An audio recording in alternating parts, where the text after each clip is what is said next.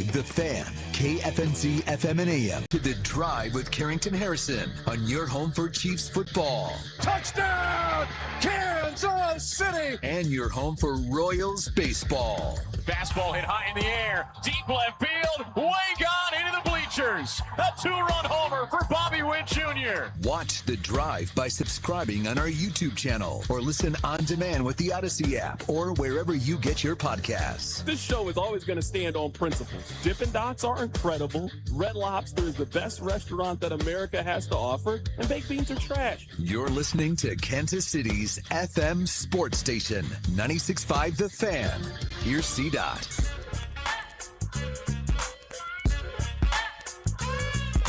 Let's do this. Another day, another dollar, another edition of The Drive. You were listening to The Drive on 96.5 The Fan, 96.5thefan.com, and also the Odyssey app. My name is Carrington Harrison. Excited to be here with you on this wonderful Thursday. Kentucky eliminated Missouri from the SEC tournament with a 78-72 win. We'll talk about Missouri here coming up in just a bit. We'll also talk about Miami of Ohio, who I don't know if it is safe to say they find themselves on the bubble, but they are by far and away the most interesting story as we are heading into Selection Sunday.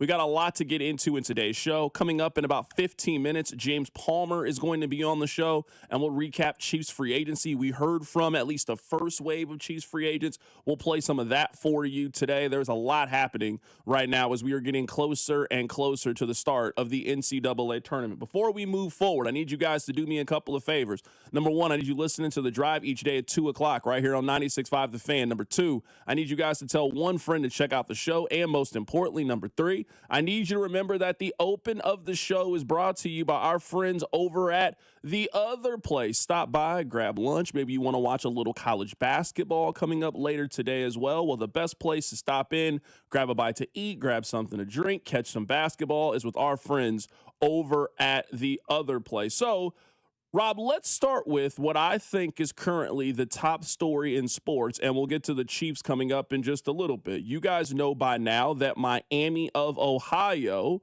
was undefeated in the regular season. Miami of Ohio lost in the first round of their conference tournament to the 8-seed UMass. You guys might know who UMass's head coach is. It's Frank Martin. So they eliminate Miami of Ohio. They are now 31-1, and they are heading into Selection Sunday. You might remember the controversy just last week. Bruce Pearl of TNT, he said he believes that they need to win their conference tournament in order to make the NCAA tournament. Miami, Ohio, here's the deal. Are we going to select the 68 most deserving teams, or are we going to select the 68 best teams?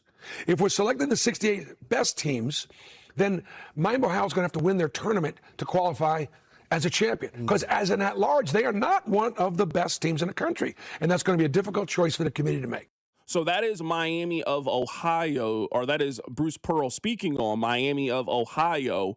I think it is clear that some of the pressure of all of this has been weighing in on Miami of Ohio. They haven't really played well in 3 weeks. They beat Western Michigan by 2 points. They beat Toledo by 2 points. They beat Ohio by 2 points. And they just lost by 4 in a neutral site against UMass. Now, maybe this frees things up. We no longer have to think about undefeated. We have been in the middle of, are we going to make the tournament? Are we not going to make the NCAA tournament? Are we good enough? Are we not good enough? Our AD is going on social media and trying to defend us. Maybe ultimately this frees up Miami of Ohio, and we'll see a different version of them heading into the NCAA tournament. My stance on them is unchanged. I do not care about the result of today. If you finish your regular season undefeated, you deserve the opportunity to compete in the NCAA tournament, especially when we are talking about how weak the bubble is. Auburn is a 16-15 basketball team and finished with a below 500 record in their conference. Yes, they're going to have a better resume by proxy of the conference that they play in and who wants to schedule them in the non-con. But I don't think that's what the spirit of the NCAA tournament is. The spirit of the NCAA tournament, in my opinion, is letting in teams like Miami of Ohio. So it is disappointing right now to hear Joe Lunardi, and we'll play the audio for you as the show progresses. I'm sitting here watching it right now on ESPN. Rob, Joe Lunardi has them potentially going to Dayton as one of the last 4 teams in. I just want to know what kind of message that sends to us, the fans. What kind of message does that send to mid-major teams about the importance of the regular season and how you should structure your conference tournament? If you can go undefeated in the MAC, I mean, that's a conference that we've heard of before. If I name the schools, you've heard of these schools before. If you go undefeated in a conference like that and you still got to sweat it out on Selection Sunday about whether or not you are in or not in the NCAA tournament, I don't think that's how things should work. So I think it is clear heading into Selection Sunday, once we get past the conversations of who the 1 seeds are going to be, now is what happens to Miami of Ohio. Are they going to firmly be in the NCAA tournament? And I would say in the Missouri range. And the Missouri range is a 10 or an 11 seed. And we'll get to Mizzou here coming up in a little bit. Or are they going to have to really fight for this thing? If the committee wants to be funny and the committee wants to make a joke and talk about a situation in which you would get people to tune into the first 4, Rob, did you know that Charles Barkley and Dick Vitale are going to call one of the games at the first 4? Could you imagine if Dick Vitale and Charles Barkley call Miami of Ohio against Auburn and the winner goes into the NCAA tournament? If you want to find a little bit of conspiracy theory and something that would get the hardcore college basketball fan into it, you could sell me on that. I certainly do not want Miami of Ohio to go to Dayton. I think their regular season, they deserve to not have to now continue to fight their way into the NCAA tournament. I think Miami of Ohio should be a 10 or an 11 seed, and they should safely be in the NCAA tournament. I agree, and I hate we do this. I hate we do this. You made this point, and it echoed in my head today as I watched UMass beat Miami, Ohio. When did we turn on the underdog? When did we as a sports watching society start hating Cinderella? We used to love Cinderella. I remember when we were kids. Oh my goodness, Hawaii's in the Sugar Bowl. How fun is this? Boise State has a chance to upset Oklahoma. This is great. Hey, can you believe the Big East champ West Virginia's in the Fiesta Bowl? This is so fun. We wax poetically about Cinderella in the NCAA tournament. Hey, can you believe the run St. Peter's went on? It hurts to mention them, but Northern Iowa run was fun for some people, not me. Like, when did we turn to, hey, it can only be a tournament of the best 64 power conference teams? When did we stop liking Cinderella? When did we hate the idea of the little guy? Because the fact that we are today talking about a one-loss, undefeated, regular season, mid-major champion being on the bubble is stupid. They should be in. Now, should they be a 3 seed? No. But they should be in and not in Dayton. And they're going to end up in Dayton, and it's going to be really frustrating. And that's how we handle it now societally. We hate Tulane, we hate James Madison, and we don't want Miami, Ohio in our tournament. Just, when did we pivot to hating the little guy? Coming up in just a little bit, we're going to be joined by James Palmer of Bleacher Report. We'll talk a little Chiefs free agency. Let's talk a little bit about Missouri, as now their regular season is over, and we'll see where they potentially land in the NCAA tournament. I do think Missouri is going to safely be in. Now, I'm using the term safely very, very loosely. I do not think that they are going to Dayton. I do think they are going to be in the NCAA tournament. One important thing to note: the last 2 years, Missouri has really limped toward the finish line. Missouri was starting to play better basketball. They limped toward the finish line this year. They got blown out by Oklahoma. They lost a home game to Arkansas, in which Arkansas's best player was not playing. They lost a neutral site game against Kentucky when they had plenty of opportunities in the last 4 minutes to take control of that game and win it. If you go back to last season, they finished out the regular season losing 4 of their last 5. They beat Mississippi State in the first round of the SEC tournament. They then got blown out by Florida. Florida won the national championship, and they lost in the first round by double digits to a Drake team that was a very, very disciplined and balanced basketball team. Missouri has limped to the finish in each of their last 2 years. We'll see what that means for the committee, but as a larger picture conversation with Dennis Gates has shown you, I would say, what the floor is going to be with him as a head coach. I do not know if anybody can tell you so far what the ceiling looks like for Dennis Gates. He has been there 4 years. They have won 1 NCAA tournament game. They will have made the tournament in 3 years. We'll see if they can get a tournament win this year. But this is a team that has not played its best basketball at the end of the season and does not appear to be heading into the NCAA tournament trending in the right direction. Coming up on the other side, we're going to be joined by James Palmer of Bleacher Report. We're going to talk a little bit of Chiefs free agency. Kenneth Walker spoke today. Gilman talked today, and also Kyrus Tonga also spoke to the media as well. We'll play some of that for you. Keep it right here. It's The Drive on 96.5 The Fan. The Drive with Carrington Harrison on your home for Royals baseball. 96.5 The Fan. You're always better with a roof from JR. So how can a roofer talk about a 30-year warranty on a shingle and then only guarantee his work for half that or less? Workmanship is the most important part. JR & Company's workmanship warranty, lifetime. JR's there for you. You're always better with a roof from JR. That's right. JR & Company offers a lifetime workmanship warranty on every residential roof we install. And it's even transferable if you sell your home. How do we offer a lifetime warranty? Our roofers are that good. It kind of makes you wonder about the other guys. From our free online storm damage check to our lifetime workmanship warranty, no one protects you and your home like JR & Company. You're always better with a roof from JR. Get your free storm check online at jrstormcheck.com. Hey, March Matchups fans. BetMGM is offering a legendary experience for you and 3 of your friends in Vegas. Climb the BetMGM Court of Legends leaderboard for a chance to win the trip of a lifetime to Las Vegas to see Haley and Hannah Cavender face off at the Bellagio. Just sign into your BetMGM account, opt into the promotion, then start placing sports bets of at least $10 to climb the leaderboard. 25 winners will take home grand prize packages that include 4 tickets to the Court of Legends event featuring the Cavender twins, withdrawable funds for travel, a 3-night stay at the MGM Grand, and MGM Resorts credit. Make this March one to remember. Make it legendary. BetMGM and GameSense remind you to play responsibly. See BetMGM.com for terms. 21 plus only. Kansas only. Existing customer offers. Subject to eligibility requirements. Withdrawable bonus dollars for flight money. Gambling problem? Call 1-800-GAMBLER. In partnership with Kansas Crossing Casino and Hotel. New Century Ram, Jeep, and Dodge in Paola keeps it simple. Honest deals without big city overhead. Shop their full lineup of new and used cars, trucks, and Rams and Jeeps at New Century Dodge Chrysler Jeep Ram.com. And for 2026, the powerful V8 Hemi is back in Ram trucks. Just a quick 20-minute drive south of the city could save you thousands. New Century Ram, Jeep, and Dodge. You'll always pay less in Paola. That pallet of pavers collecting dust, the beginnings of a garden, those stray fence posts.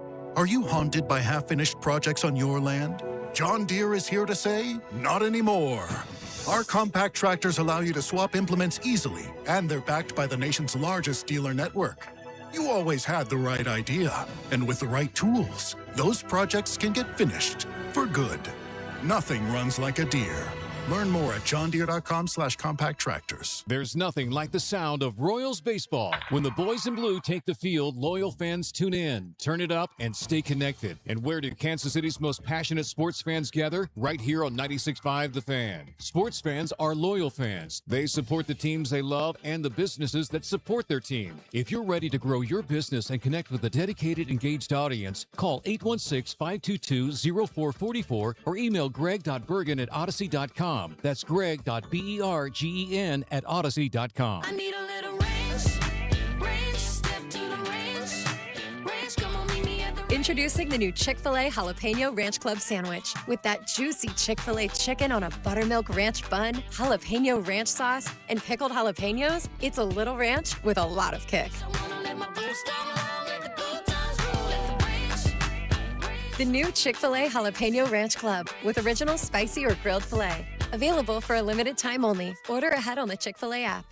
I'm Boomer Esiason. My mom died from cancer. She was only 37 years old. She didn't have life insurance, and that was devastating for my family. That's why having life insurance is so important to me. Ethos makes it fast and easy. Get a quote in seconds, apply in minutes, and get same-day coverage. You can get up to $3 million in coverage with no medical exam. Get your free quote at ethos.com/life. That's ethos.com/life. Paid spokesperson. Time spent on application may vary. Online health questions required.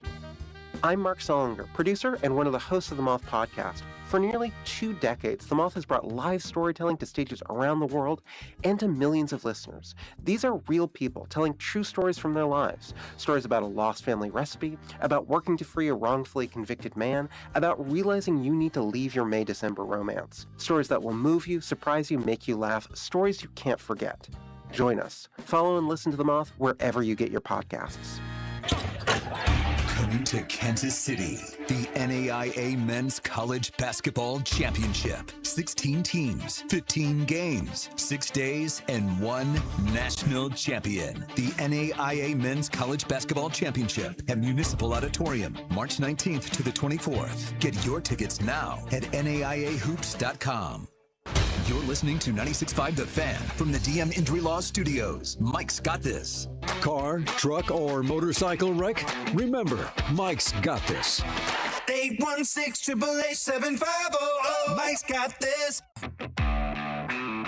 Hey, it's Trey Smith from the Kansas City Chiefs. Welcome back to The Drive with CDOT on your home for Chiefs football. 96.5 The Fan. Welcome back into The Drive on 96.5 The Fan, 96.5thefan.com, and also the Odyssey app. Let's head to the phone lines to be joined by one of the top reporters in the National Football League, James Palmer of Bleacher Report, to take a closer look at the Chiefs' offseason. James, how you doing today, my man? I'm good, man. We're swimming, Carrington. We're having a great time, but it's moving quickly. It's starting to slow down a little bit, so we got a little time to chat. It absolutely is. So let's start with this. If you had to use one word to describe the Chiefs in the first 3-4 days of free agency, what word would you use? Say strategic, and I use that specifically with the Kenneth Walker move. I think being aggressive towards Walker allows them to be more strategic in the draft. I think it was telling to a lot of people around the league with what they did, with what the Saints did, and moving quickly, that Jeremiah Love's not going to be there very long. And you don't sit there thinking he's going to be there at 9. And you don't go, can we fill it with, every team uses a different grading scale, but it's either like a gold star or a 5-star or everybody uses a different thing in the draft and how they rate these players, but he checks every single box. And so those guys don't come along super often. And I think it's telling on the league that he's going to most likely be gone by the time the Chiefs go. So they were aggressive to go out and get Kenneth Walker. So what does that do? When I said being strategic, I think it gives you a lot of flexibility with a rare top 10 pick, which you don't get very often. And you also have, you're being smart about this, an added pick in the first round as well. So and now you can go and do you get Sadiq, your Travis Kelce replacement at 9? Do you get, do you get an edge rusher? You have flexibility. So being strategic and aggressive towards Kenneth Walker, to me, is what stands out the most in the early portion of free agency. The biggest point that I've been making about the Kenneth Walker signing is it gives you a measure of, the way that I've been phrasing this, James, is there is a measure of dependability that you are going to have with Kenneth Walker. Like if I told you right now that one of the Chiefs' position players is going to get 1,000 yards from scrimmage, I don't think you can count on that being Rashee Rice, given his injury history and also off the field. I don't know if you can count on that to be Xavier Worthy. That's certainly not the expectation for Travis Kelce, who was possibly in his last season. I think the Chiefs were looking for who can be a game breaker, who is somebody who can add that measure of explosiveness and be playmaker, number one. And that's the biggest reason why I think the Chiefs highlighted how they wanted to be explosive in the run game at the Combine. And then 2 hours into free agency, they go get the number 1 running back in free agency. Yeah, I completely agree. I think that's exactly the way it works. And they were victims of losing to a team that transformed themselves a couple of seasons ago in Philadelphia by acquiring a star running back. And that, Saquon Barkley and that unbelievable season carried the Eagles to a Super Bowl when they still had a star quarterback and star receivers and a good offensive line. And, I think the defense probably deserves a lot of the credit as well. I think Patrick Mahomes and the Chiefs would understand that, the way they got after the quarterback. But you get what I'm saying. And then you see what the Seattle Seahawks did this past year. And they carried their running game. Clint Kubiak, even though it wasn't always consistently explosive, you always knew it was going to pop at some point, and they stuck with it. Now, does Andy Reid stick with it to the point Clint did? We'll see. But you saw the way Kenneth Walker carried them down the stretch and got them to a Super Bowl. You look at the investment the Raiders made on picking Ashton Genty. Wait till you see the contracts that Bijan Robinson and Jahmyr Gibbs are going to sign. Like, you're seeing the position get valued more in terms of equating to wins. And I think that was there. It was lost a little bit for a while, and now it seems to be returning. And I think just you want to make life easier on your quarterback that everybody expects, and I do believe still is the best player on the planet, to go out there and make unbelievable explosive plays, like, every 2 plays. Well, why don't you make defenses a little more honest? And when they're playing these shell coverages and is so scared of the speed that you have, that there's this gap in the coverage, go get a Kenneth Walker and go make your team more explosive and balanced. And so I do think you're right. There is a direct way that you were going to play this. And I do think this is somewhere you could get cheap, I don't want to say cheap, but cheap big plays and explosive plays by handing the football off.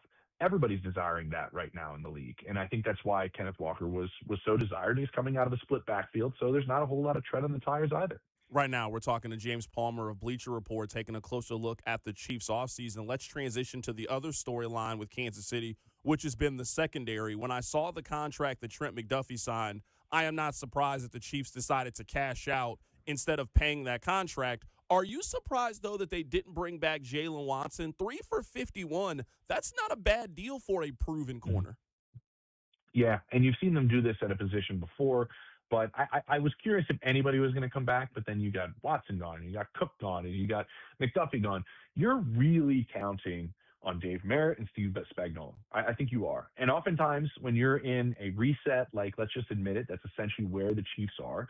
They're kind of in this reset, and you're going to go, listen, we have some unbelievable coaches on this team that can develop the hell out of players. And when players start to get a little bit too expensive at that position, we sometimes got to pivot and regroup and get some guys. And I think that's where they're at on the back end. I think it's, we're resetting this thing, and obviously there were some good players. Trent's about one of the best in football, and obviously they're going to miss what they've had on the back end. But I think they're relying, honestly, Carrington, on finding ways to rebuild that group as they allocate a lot of resources financially to some other spots. Hey, how can we find ways to take advantage of what we have in our building? And we're going to take advantage of the coaches we have back there. James, what I do like about the Chiefs offseason is I think you can see how targeted their moves were in day one of free agency. They go get a running back. They go get a nose tackle. As we continue on, safety was a position of need. They go sign a guy who could potentially start for them as safety. They just pick up a cornerback who's coming off an injury but can certainly be in the rotation. I think it is obvious that Brett Veach wanted to attack 2 very important needs for them immediately in free agency. And now with the draft capital that you have with the 9th, 29th pick and also 40, you can try to find an edge rusher. You can try to find another wide receiver, et cetera. Yeah, and I think receivers won. And I mentioned the strategery. I don't know if that's a real word out there, but like of how they operated with the early moves, because it gives you the opportunity now. Do you want receiver at 40? You certainly can do that. I mean, I do a show with Steve Smith solely about mostly receivers, and there's a boatload of them in the second round that are going to be outstanding. But you also have the ability of going, do I want Carnell Tate at 9? Some people don't think he'll be there that I talked to around the league, but like, I could take a receiver in the first round, honestly. People think 6 could go in that first round. And now that you have 2 picks, you pass on one at 9 and you get something else, and then you go and get, the receiver in the back end of the first or in the second. And so you do now have the ability to go out and look at what else is out there in terms of the draft. I always go back to, I remember George Payton telling me this, rival GM in the division, so take it for what it is. He knows what he's doing. He's done a good job. You have to really look at the depth of certain positions in the draft when you want to be aggressive in the opening portion of free agency. They are directly, he told me, tied to one another. So when you look at specifically, like you just mentioned, the receiver position, or maybe some of the edge positions, like, okay, what's the depth of that? Where is that at? What are my options? Where are my picks? Where can I essentially land one of these guys? Okay, that's either pretty flush with talent. We can be strategic at the front and void that, or it's not a whole lot of talent there, like at the running back spot after Jeremiah Love. We should be aggressive because we won't find it in the draft. And I think that kind of tells a story of the way Brett Veach is approaching this a little bit because of some of these groups that are deeper in the draft.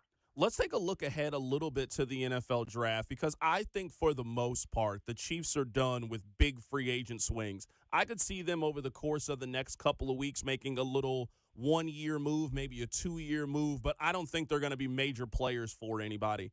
Right now, if you had to tell me where do I think they are going to go in round 1 of the NFL draft, I would bet wide receiver right now. I just think the theme of this offseason is going to be we have to be more explosive. I think they let you know that with the Kenneth Walker move, and if the board ends up falling the way that I think that it could, the Chiefs could possibly have the chance to take the first wide receiver in the draft or at least take the second or third wide receiver and have both of those guys on the board. And especially when you have the uncertainty of what could happen with Rashee Rice hanging over them. If you had to ask me today, where do I think they go in round 1, at least with number 9, I would guess wide receiver.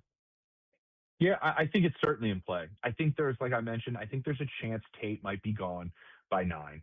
There's some people around the league that do think that's a chance. I think he could possibly go 5 to the Giants and being a running mate of Malik Neighbors for a young quarterback and give another weapon to Jackson Dart. I think that's possibly in play. But I do think you're right, because there's kind of the big 3. And I'm starting to have this thought of, like, I understand how Patrick plays, and everybody in that building obviously understands how Patrick plays. And he's a guy that understands space better than anybody else in football. He's a feel quarterback. And, Travis was such an unbelievable fit and continues to be a great fit with him because he plays in a very similar way, which I don't know if there's a tight end or receiver that understands space better than Travis in the course of his career. And so are the guys that they have the perfect fits for the way that Patrick plays, and maybe adding an explosive threat that maybe plays a little bit more in the same vein that I'm mentioning and understands the way Patrick plays is part of what's happening. Hell, you could look at Travis as a replacement at 9. You could get Sadiq if you wanted to. I just think they do have options now to go after a couple of different positions and premium positions at 9. It's just a very unique draft, Carrington, because the 3 best players I keep getting told, and maybe I'll make it 4, but the 3 best players I keep getting told are a guard, a running back, and an off-ball linebacker. Those aren't premium positions, right? And the 4th one I could say is probably a safety in Downs from Ohio State. So now your top 4 players in a lot of people's minds in this draft are guys that don't play premium expensive positions. Does that change the way things fall to you at 9, or does that change the way things go throughout the top 10? I think that's what makes this draft really unpredictable. But I do think now with the moves that they made, they're able to bob and weave and move with unpredictability because of the reasons I just mentioned. Where do you think the pass rush is coming from Kansas City? Because that's not what Khyiris Tonga is. He's take up blockers, eat up the middle of the field, run stuffing defensive tackle. Not really a guy you're expecting to get upfield and get pressure on the other team's quarterback. That is a area that the Chiefs really struggled last year. They counted on Charles Omenihu and Mike Dana. Neither one of those ended up working out for Kansas City. Opposite of George Karlaftis and Chris Jones, do you think there's a chance maybe they go get one of the older, maybe a 1-year, a Bosa, a Cam Jordan type? Or do you think that's something that they are primarily going to target in the draft? I think you wait on those guys. Those guys are looking for a ring for sure. Cam's a free agent for the first time in forever. What is he, 37 years old? Do you find a way to get one of these guys in a rotation? Von Miller's a name you could throw out there as well. And on some of these pass rushing downs, they're not going to be an every down outside linebacker and edge rusher for you, but they're going to be a guy that possibly can be part of a NASCAR package or a different package you bring. And I think those numbers are going down as time's going on a little bit. I think Bosa's number is probably higher than the other 2 that I mentioned, but you're right. You're tied for 22nd in sacks last year. It's like you got to find other ways to get after the quarterback and ways to help you get after the quarterback. I do think, like you mentioned, Tonga, like he doesn't get after the quarterback, and I don't think he really does, but certainly does help Chris Jones. You know what I mean? Like having him next to Chris Jones certainly does help Chris's ability to go out there and get after the quarterback. And there is always a part of that up front. And then the other part is the secret weapon you have in your defensive coordinator. The way things are designed in terms of blitz packages and stuff like that have always been an advantage for Spags and the way he operates. You're still going to lean on that because straight guys, you're right, winning one-on-one consistently. How many do you have on your roster? So I do think you're going to have to rely on all of these different things to help you get a little bit better in terms of sacks, and you have to get better on third down. Like you have to get better on third down, and to help yourself out on that is you get guys like Tonga and stuff that can help you on first and second. I'll get you out of here with this last thing. You talk to a lot of people, not just covering the Chiefs, not just covering the Broncos where you live in Denver, but all 32 teams. What's the feeling right now about the Ravens given what happened with Max Crosby? How much time do we have? It's been unbelievable, really. The reception has been all over the map. The opinions are all over the map. I mean, I was doing a live show on Bleacher Report when we were, as soon as it happened, and while I'm on there, I'm getting texts from certain executives going like, this is straight sabotage, this is cold feet, this is, they found out the market on Trey Hendrickson changed and they were able to get involved. I just think it's a matter of value and risk. And I think when they looked at the knee, which was a meniscus, a meniscus repair, not a trim, but also something involving his bone, something involving his cartilage. With all of that, were they looking at the scans going, we think Max Crosby is outstanding still. And I do think they loved that they made the trade for him. I really do. And I'll get to the timing of all of this in 1 second. But how much longer do we have that Max Crosby? And I think that maybe the longevity of the knee and the capital you're giving up plays a factor in whether you're passing him on the physical. Nobody fails a physical. Let's just make that clear. You don't fail a physical, but you just get enough flags to say a team doesn't want to move forward. That's essentially the way the physicals in the league work, and they vary by building. But what the league is really breaking down right now, Carrington, is why didn't the Ravens show more urgency to get the physical done and get Max to Baltimore? If you're that excited and it happens on Friday night, why isn't he on the first private plane from Vegas out to Baltimore on Saturday morning and you get the physical done? If you're that stoked and you make the announcement, like, why did this drag out? There's a lot of people, conspiracy theory wise, that believe they dragged it out because they were waiting to see about Max Crosby. Now, Eric DeCosta did say that they'd like to have both of them. That would have been just an unbelievable haul to land. But it is like, it's not out of school to think, okay, this was delayed. Why was it delayed? Max Crosby is sitting there waiting to take his physical on Tuesday. Then there's a mystery team that gets thrown into the mix for Trey Hendrickson Tuesday afternoon. Clearly that's the Ravens, and that's after Trey Hendrickson's market drops from what a lot of people thought it was going to be on Monday. It dropped from like 30 down to like the low 20s. And now we don't have to worry about bidding for Trey Hendrickson. We can just have Trey Hendrickson because everybody else thinks the market's here, and we're quietly coming in the side door because nobody sees us coming to outbid everybody. All of that does line up to obviously create these questions around the league. But the main one I would say, Carrington, honestly, is the timing of everything. Why did it take so long to get the physical done? They had all of the information, the scans and everything that's very, very transparent between team doctors, even before trades are done. That's kind of a fraternity there that's honest with each other. And so that's where everything gets kind of debated. But I would say that the other part that you can counter with is the Baltimore Ravens are considered one of the better front offices in all of football and have been for a number of years. And whether you want to say that's how they do business or not, I think this is going to be continued debated.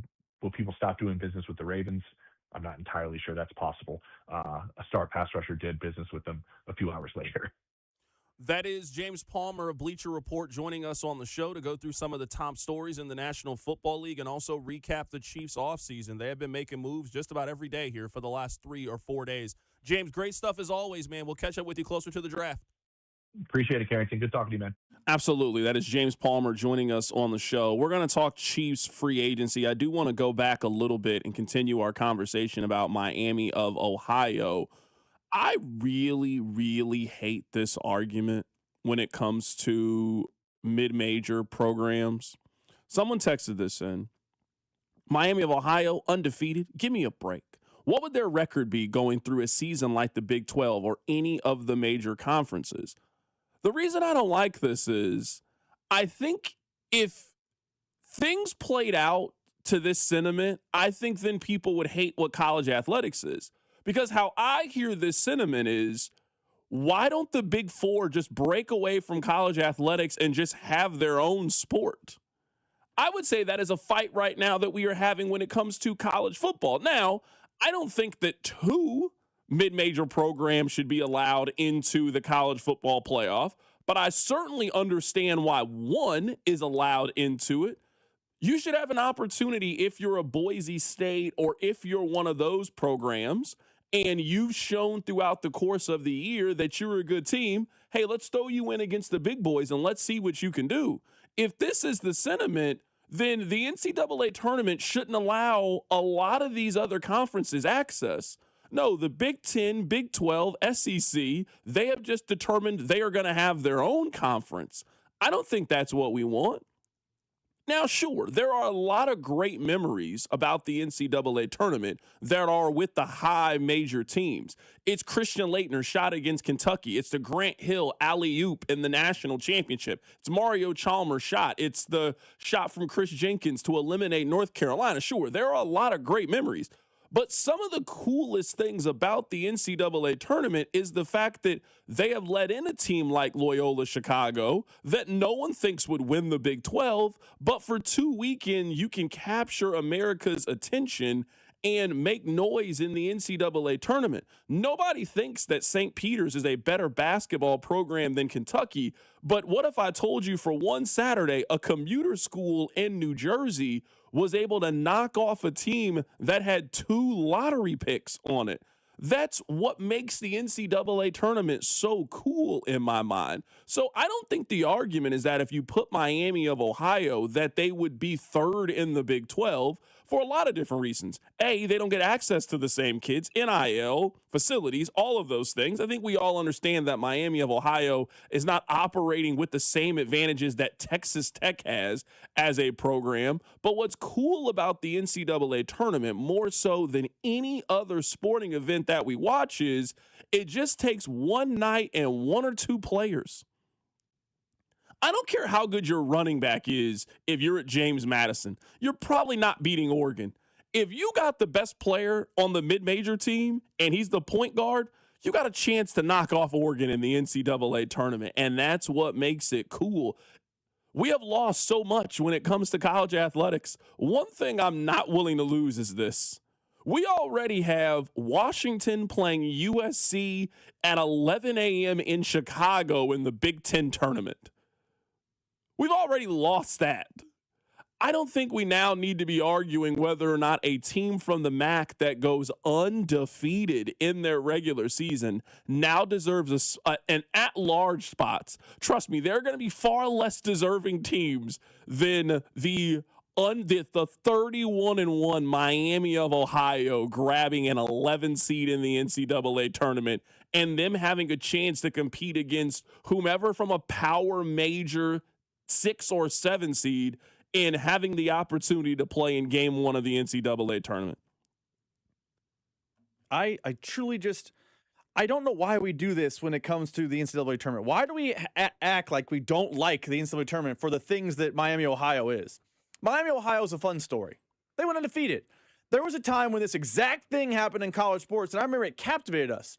Carrington, it was a long time ago. Remember when St. Joe went undefeated? They had Jameer Nelson, Delonte West. They were undefeated in the regular season. They lost in their conference. That's it was to the Final Four, didn't they? They lost in the Elite Eight. Oh, okay. I knew they got real close. Okay. But no one that year was saying, well, St. Joe's doesn't play in a real conference. Why are they should be a bubble team. It was, how cool is it that St. Joe went undefeated? Why did we lose that in the last 20 years? You know what I think has happened? This is what I think happened. I think now that we have consolidated the conference and we have made fans feel like you are one of the special and chosen ones because you are in one of these 4 conferences, it has created a club of exclusivity. Hey, you guys weren't let into our special club. Over the last 10 years, all we've seen is reshuffling the deck chairs.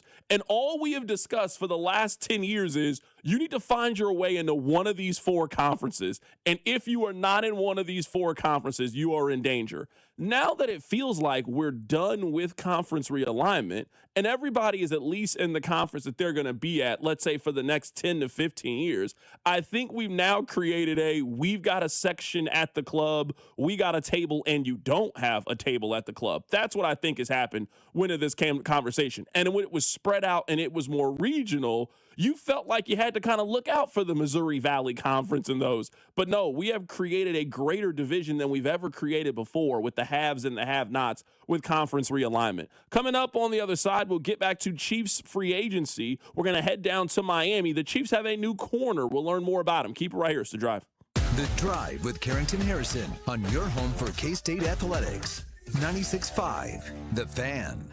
It's Thirsty Thursday at Hy-Vee. Time to stock up the bar and fill up your tank.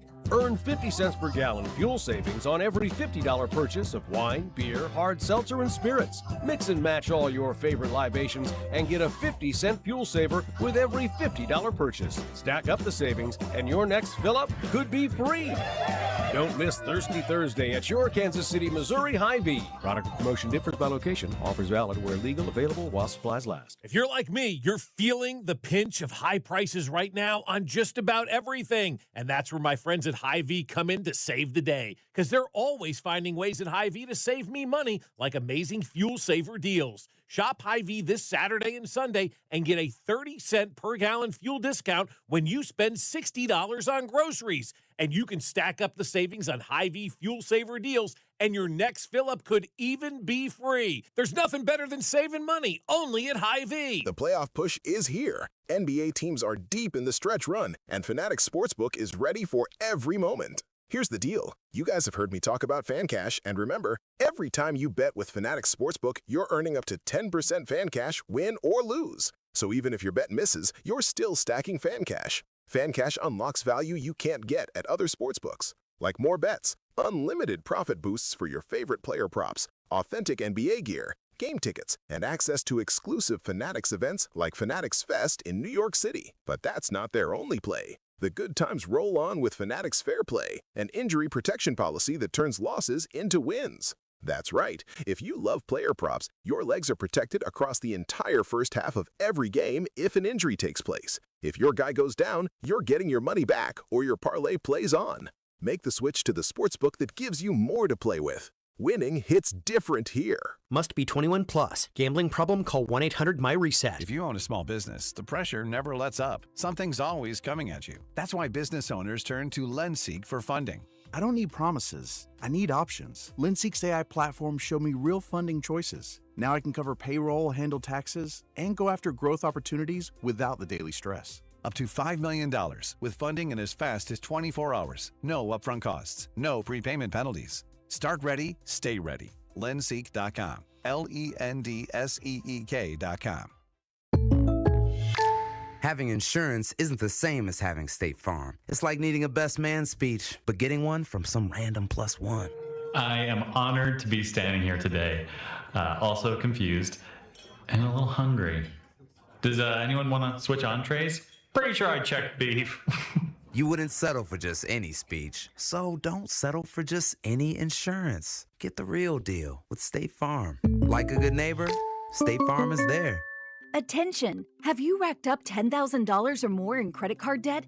Are you barely getting by making minimum payments? With credit card debt reaching all-time highs, National Debt Relief is notifying consumers about significant debt relief options currently being made available to help those with overwhelming credit card debt. These options may reduce a large portion of credit card debt for those who qualify.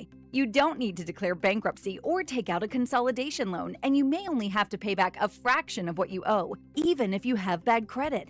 National Debt Relief has already reduced the credit card debt for more than 550,000 consumers, so don't wait. If you owe $10,000, $20,000, or even $100,000 in credit card debt, you can now take advantage of this financial debt relief as the cost of living continues to skyrocket. To check what debt reduction you may qualify for, call 800-747-7676. 800-747-7676. Again, that's 800-747-7676. This afternoon, expect sunny skies with a high of 59. Weather brought to you by Duke's Mayo. Welcome to Duke's Mayo Country, where the mayo is so smooth and creamy, it makes every bite better. Duke's Mayo. Look for the yellow lid. Hey, it's Chris Jones from the Kansas City Chiefs. Welcome back to The Drive with C-Dot on your home for Chiefs football. 96.5 The Fan. Let's head to the phone lines right now to talk about the Chiefs' newest free agency addition. They have signed Kader Kohou. He is a cornerback. They have signed him to a one-year deal. We're going to head down to Miami to learn a little bit more about him with Brandon Tobin. We're going to get his thoughts on the Chiefs' newest addition. Brendan, how you doing today, my man? I'm good. How are you? Doing fantastic, man. So let's start with this. He missed all of this past season with an ACL tear, but he's been a good player when he's been healthy. What kind of player is Kohou? Yeah, I mean, he's a great Swiss Army knife for the secondary. He's kind of been through the ringer of everything in his career. And I mean, he really had to get it out of the mud. I mean, this guy went to Texas A&M Commerce. He was, not the regular Texas A&M. So, I mean, he really had to earn everything that he got with his time with the Miami Dolphins. And the thing that's funny about it is, the Dolphins used a lot of draft equity in defensive back while he was here. They drafted Cam Smith a couple of years back, who barely could sniff the field.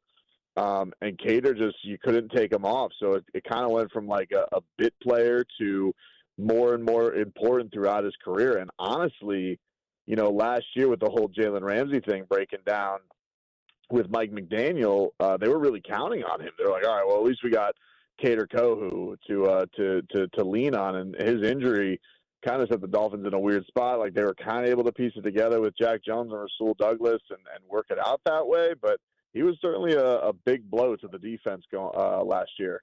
Doing my reading on him, he sounds like he's more of an interior, sounds like he's more of a slot corner than an outside guy. Is that what you saw in Miami? Yeah, they were going to probably put him out a little bit just because of desperation. I think that opportunity was going to come to him more, and they would do it at times. But yeah, he was more in the slot and kind of rove around and doing things. But that kind of just speaks to his development and what he was able to do. Just because I think everybody immediately thought, like, who is this guy and where is he coming from? And just little by little, he was piecing in and getting more responsibilities as the years went on. So. It really speaks to his work ethic that he was able to, have so much success down here when the Dolphins were taking guys in high rounds hoping it would be fixed. Whether it be Noah Igbenogany, was a first-round pick, never worked out here. And Cater was shining. And I think that's kind of one of the things that made him a fan favorite. Everybody here calls him Darth Cater. So it very much, I think, of all the guys who have left the Dolphins so far this offseason, that's the guy I think that stings probably the most, even with his injury last year. People were looking forward to seeing him stick around. Do you think it's just a one-off injury thing? Because one thing I think we do in the media, I think fans do this as well, we like to throw the label of, injury prone on a guy. You play football, you're going to get hurt from time to time. It sounds like he was a pretty healthy and viable player, just had the torn ACL, missed the season, but no reason to think there'll be complications from that, and he should come back and be a productive player. I would think so, to be frank. Like, I don't remember if he had a college injury past or anything like that, if that was a reason why he wasn't even drafted. So I'd be a little ignorant on that one to know what even his past was before the NFL. But no, I mean, for a Dolphins team that certainly had a bevy of injuries all over the place, like I said, before last year, he was probably one of the more reliable guys that they had, and it was, there was a lot of high-priced pieces that they brought in, and I think that's one of the things that bought him a lot of equity with the fan base down here, is because he always just kind of seemed to shine when it wasn't at the start of his career even expected. Last thing here, if you had to assign a letter grade to this, what would you give? We haven't seen the financials, but I find it hard to believe that the Chiefs broke the bank for him. I'm assuming it's a 1-year, $3 to $5 million deal, maybe some incentives that could push it up a little bit higher. This is a guy that you think could be a third or a fourth corner. He's a depth piece. He's a rotational piece. This is just a move that every team in the NFL has to make. I'd probably give it a B, B- or so, and I think it has the chance of working out in Kansas City. You saw him far more than I did, a lot more closely than I did. What letter grade would you assign to this? I mean, I would be in your realm, maybe a B. Like I said, it's definitely one that probably stings down here of the guys who have left. Like we saw Bradley Chubb was gone. Not surprising. He was a high-priced guy, but even seeing that he got, the money that he did from Buffalo, knowing his injury past, I was like, whoa, that seems like a big swing for the Buffalo Bills. And I like Bradley Chubb a lot as a player. Cater, I think, look, this was going into a year. Last year, it's devastating that he had that injury, knowing that, he came in without the draft capital behind him. So people, I'm sure he thought like it was going to go into a big payday for him. So now he's a little bit more still in a big prove it. But, you guys there obviously have big expectations. I think that he's not a stranger to that, because the Dolphins did play on teams that had big expectations, even if they fell flat on their face. So, yeah, I think he's going to fit right in there and do good things for you guys. Are you excited about Malik Willis era starting in Miami? I mean, I definitely think the fan base is excited to get something fresh just because of how disastrous Tua's era and McDaniel's era ended, even though it did vibe up the fan base down here. But he spoke to the media today. I think that, one of the things that I was talking about on the air today is like, man, reading these quotes, he kind of just sounds like a normal quarterback who says nothing. That's kind of a nice change because it felt like every week Tua was saying something that would blow up in the national media. So already Malik Willis has a leg up on that of just kind of towing the team line and not trying to make anything too big. That is Brendan Tobin joining us on the show today. The Chiefs have a new corner. They have Cater Kohu. They signed him to a 1-year deal earlier today. Brendan, man, appreciate the flexibility you popping on, man, to give us some insight on the Chiefs' newest addition, man. Have a great rest of your day. Anytime, guys. Take care. Absolutely. That is Brendan Tobin joining us on the show today. I think this is the arena that the Chiefs are going to be in for the remainder of free agency. I don't think they're done. I think they're going to continue to make these kinds of signings. And there's a possibility that the market changes on a guy and they could end up rolling the dice on a 1-year, a little bit higher in, kind of like a Hollywood Brown, not him, but you understand, a guy that was highly sought after. Maybe the market is not playing out the way that he anticipated. Let me sign a 1-year. I hate the term prove it deal. We say that for every 1-year contract. To me, some of them are bridge deals. Some of those are, I'm holding out for the 3-year deal. Let me take a shorter term deal so I can hit free agency again and roll the dice and try to get that 3-year contract. Maybe that's the market that they'll be on. But the 3 for 21, the Kenneth Walker kind of move, the big swing moves, I think that's over for Kansas City. I think a majority of their free agency moves between now and the start of the draft are going to be moves like this. Guys like Cater Kohu that were good players, they were injured, a little bit banged up, and that's how you can now get them on clearance and get them at a little bit of a discount. This is the market that I think the Chiefs are going to be in for the next couple of weeks. I think they'll make 3 or 4 signings. They'll mostly be depth pieces. These are going to be 50-50s. This move could work. It could not work, but you're going to sign them to a contract that contract is not going to be debilitating in any way. Would you put, and maybe it's semantics, would you classify a Joey Bosa type in this vein? I would consider that to be a swing. Because I'm not saying you're wrong. If they're not making any swing at edge rusher before the draft, I think I will be frustrated with the Chiefs offseason. Now, Bosa's available. There are other good veterans available. I just use him as my generic name. But someone in that 1 year, let's say $10 to $11 million, is that a swing? Yeah, for sure. But I guess to answer the question is, Cater Kohu is not a starter. If you were going into the season with him being your starter, I would say that you have done something wrong. But if you were going into it with the expectation that he is in the rotation, great. That's exactly where he should be. Where with Bosa, we are going to go into it with Bosa with real expectations. Hey, you need to have 7.5 sacks this year to justify why you were on the team. You were brought into the team for really one purpose and one purpose only. Cater Kohu is going to play special teams for you. Like, he's your 44th guy on a 53-man roster. Like, you better be equipped to do everything. If you go sign a Cam Jordan or a Bosa, why I would put them in a different conversation is you were going into it with an expectation. Someone is going to buy a Bosa Chiefs jersey. You were going into it with he has a defined role of you need to help put our pass rush over the top. That's why I would put those guys in a little bit of a different category. Coming up at the top of the hour, let's switch gears for just a little bit. I want to talk a little bit of baseball. Let's talk a little bit about the World Baseball Classic, because the World Baseball Classic did something that 4 months couldn't do. I'll explain more. Keep it right here. It's The Drive. You're listening to The Drive with Carrington Harrison. I mean, come on, guys. What are we doing here? On your home for Chiefs football, 96.5, The Fan. When severe weather hits, tune in to 98.1 KMBZ for Operation Stormwatch. Brought to you by Century Roofing. Proudly voted the #1 roofing company in all of Kansas City. CenturyRoofingKC.com. Sex, intimacy, love. These 3 things are critical to a good relationship, and that's the problem with erectile dysfunction. It often destroys sexual enjoyment and intimacy. It stresses the love between partners, often to the breaking point. This is Jeff for Heartland Men's Health, and if you're suffering with ED, you likely know exactly what I'm talking about. But I also want you to know that ED doesn't have to impact your relationship anymore. At Heartland Men's Health, we're ED experts with our focus on men's sexual health. We've treated tens of thousands of men and have treatments that are effective in well over 90% of cases. I promise you, if you're like most guys, you can get your sex life back, perhaps even performing like you haven't in years. So if ED is affecting you, it's time to get back to better sex, better intimacy, and deeper love. Call us. Just $99 gets you blood work, a medical consult, and if medically advised, a test dose. And if that test dose doesn't work in the office, your visit is free. Call 844-447-6600 or go to heartlandmenshealth.com. Hey, it's Rex here with Rex Buys KC. I get it. Selling your house can sometimes feel overwhelming or scary, right? I've seen it too many times. A homeowner thought they had a deal, only to have the buyer back out at the last minute.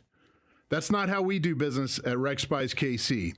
I'm local, I know Kansas City, and I make sure every deal actually closes like it's supposed to.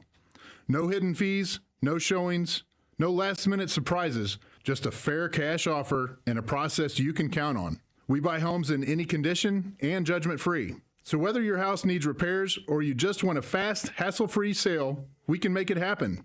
If you want certainty, transparency, and someone local who actually delivers, call 816-330-6000 or visit rexbuyskc.com.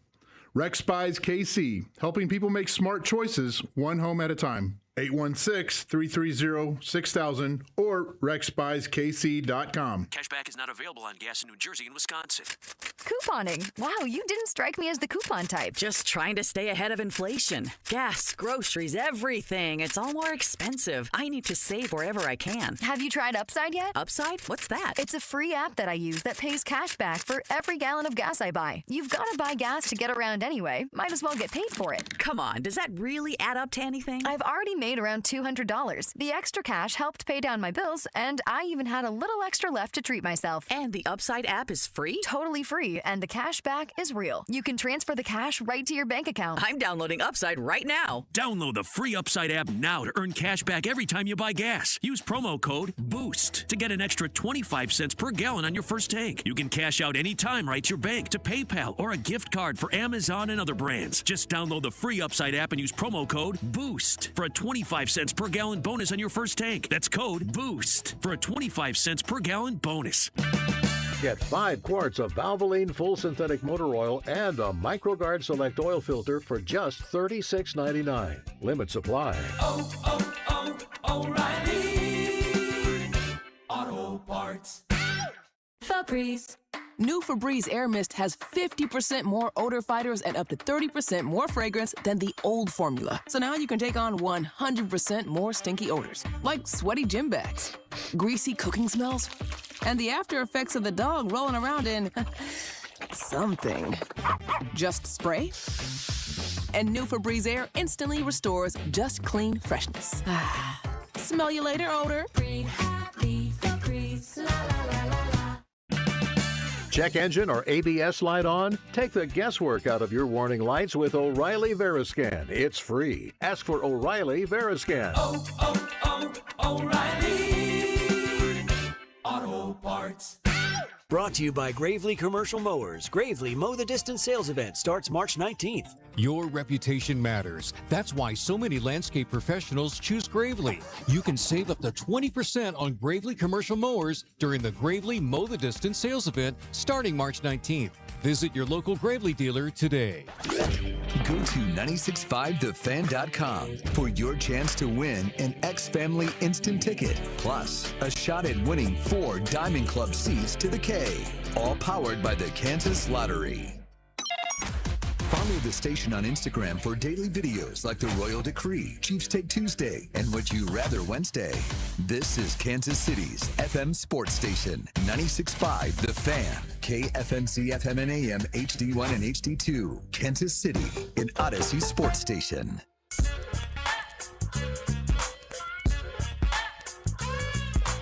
I don't want to speak out of turn about Royals baseball. I, like you, think the Royals have a chance of being a good baseball team.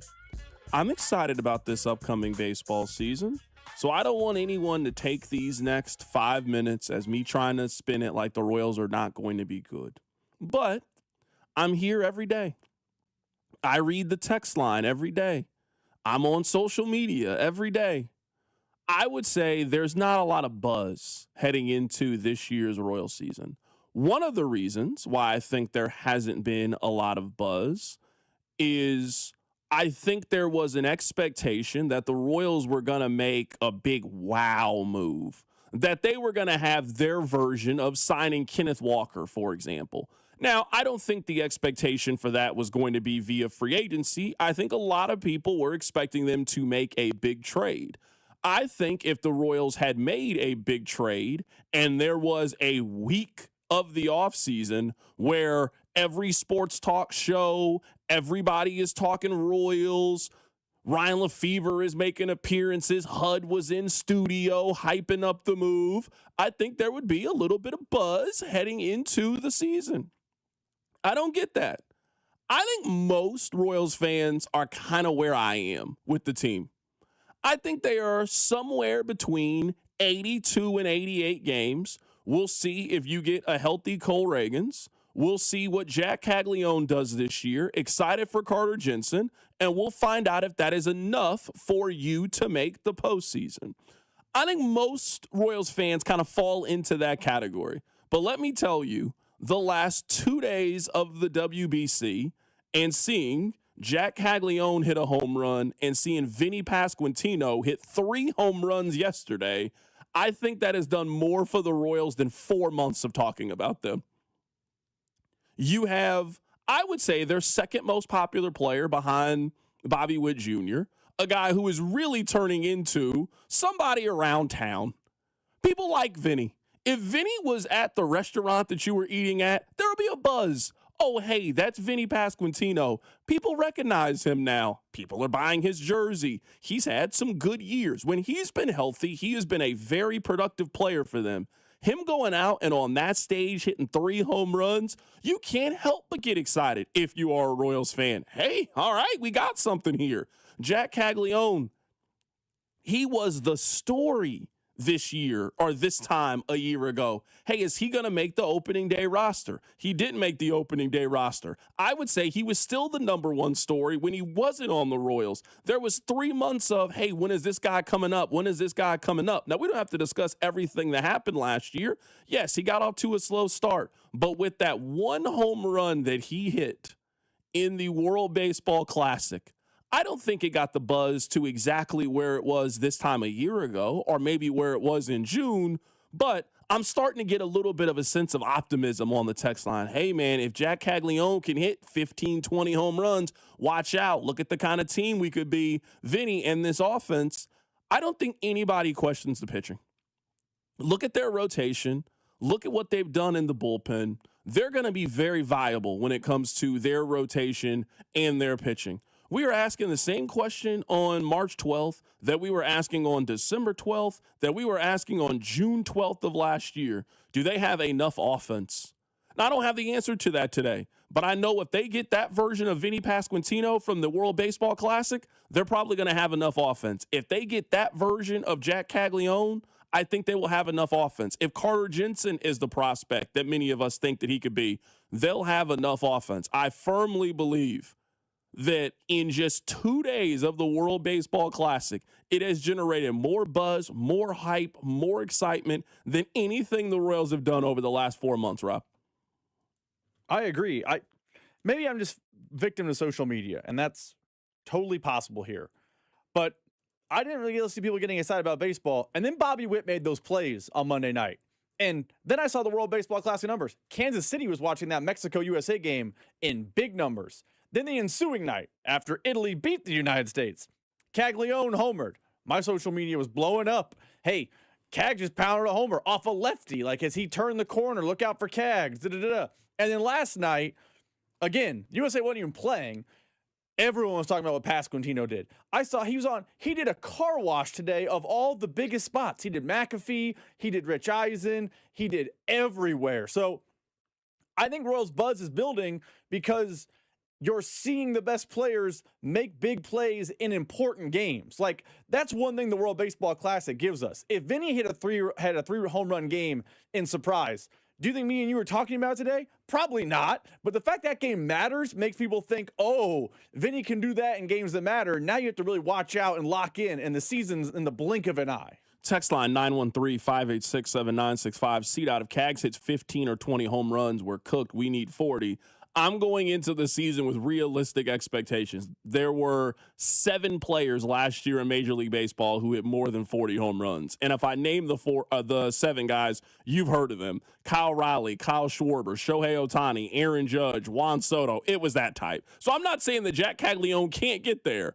I just don't know if you go from the kind of offensive player he was in the 60, 65 games we saw him at last year to now being one of those kind of guys. So, again, let's go into this with realistic expectations. That's what I want us to do. Let's go into this with realistic expectations. Can he be Weiler Abreu? Can he be Marcell Ozuna? You would take that, wouldn't you, Rob? You would take it. He 100%. Turns into Marcell Ozuna. Last year, he played in 145 games. He had 21 home runs and 68 RBIs. I'll take that from Jack Caglione. I'll happily take that if that's what you get. I'll take Wilson Contreras if that's who he turns out to be. Sign me up if that's who you get. So let's just go into this season. We didn't have realistic expectations last year, and look what happened with Jack Caglione. Let's go into this season with realistic, measured expectations about what he can be. And I think in the end, I do think we'll be happy if that ends up happening. I want to play this for you because this is a piece of audio that might need to be stored in the Smithsonian.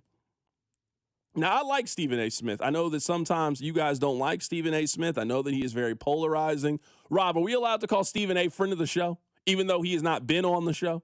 I mean, until you have come on the show, no. Okay, I didn't know. Because I would consider Stephen A. Smith a friend of mine. I don't know if I would consider him friend of the show yet, but we're working on it, though. I do think Stephen A. Smith will be on the show soon enough.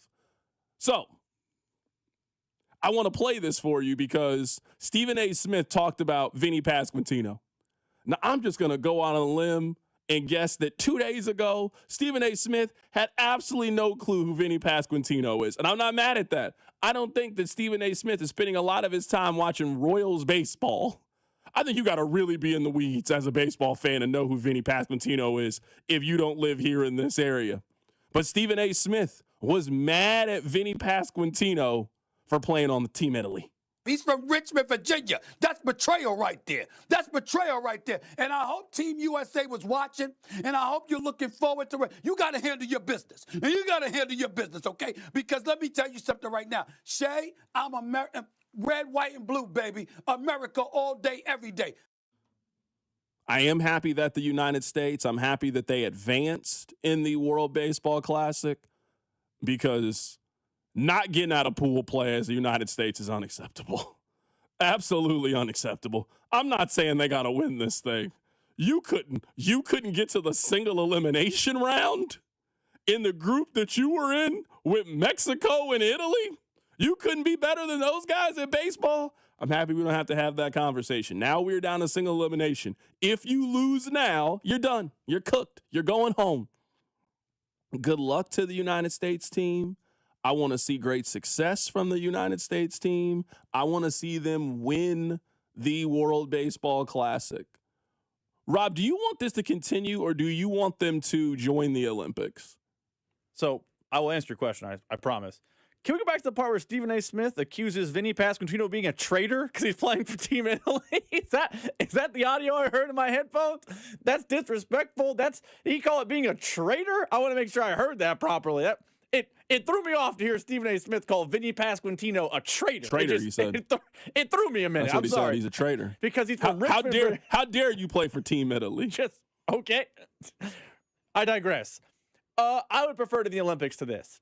And I'm hoping the success of this event makes it go back into the Olympics. I think the players actually want to do the Olympics. Correct. I think they want to do it. And players are quitting right now, too. Like, Tarek Skubal went back to the Tigers. Like, that wouldn't happen during the Olympics. He'd be in another country. Once every 4 years, baseball altering their schedule just a little bit. Now, I haven't seen the ratings from the World Baseball Classic, but I'm just going to guess they're not through the roof. You want to know how I know? Because we would know if it was through the roof. If they were getting 15, 20 million people a night to watch this thing, they'd be falling over themselves to tell you how much you love the World Baseball Classic. That is obviously not happening, and that's perfectly fine. This is a weird time in the sports calendar. You got NFL free agency. We are so conditioned to watch college basketball at this time, but there's one thing that we do is we watch the Summer Olympics, especially with it being in Los Angeles.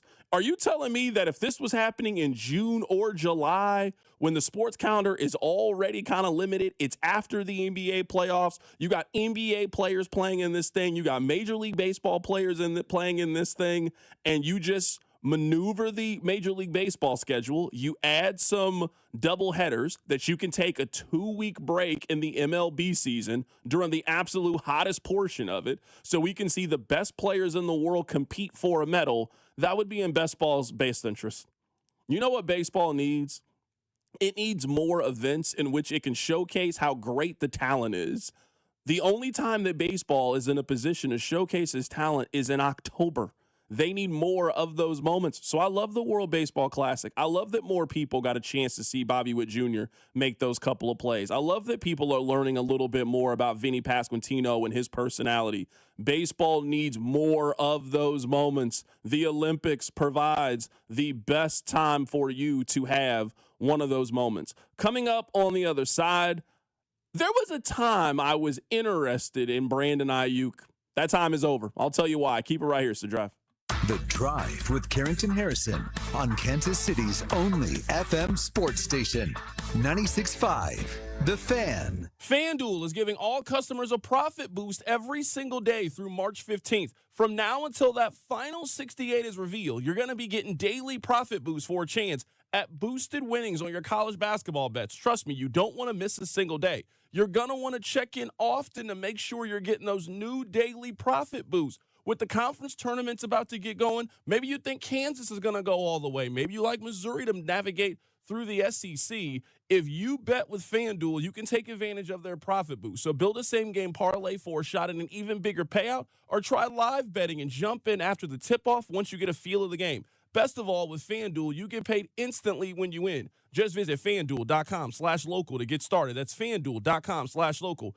FanDuel Sportsbook, the official sportsbook of 96.5 The Fan. 21 and present in Missouri. Opt-in required. Bonus issued non-withdrawal profit boost token restrictions apply, including any token expiration and max wager amounts. See terms at sportsbook.fanduel.com. Gambling problem? Call 1-800-GAMBLE. I hope you're sitting down. The ACA Marketplace has announced significant increases on monthly premiums with deductibles over $10,000. You can enroll with Matt B. and KC at BBS Insurance's Freedom of Choice plan now. You don't have to wait.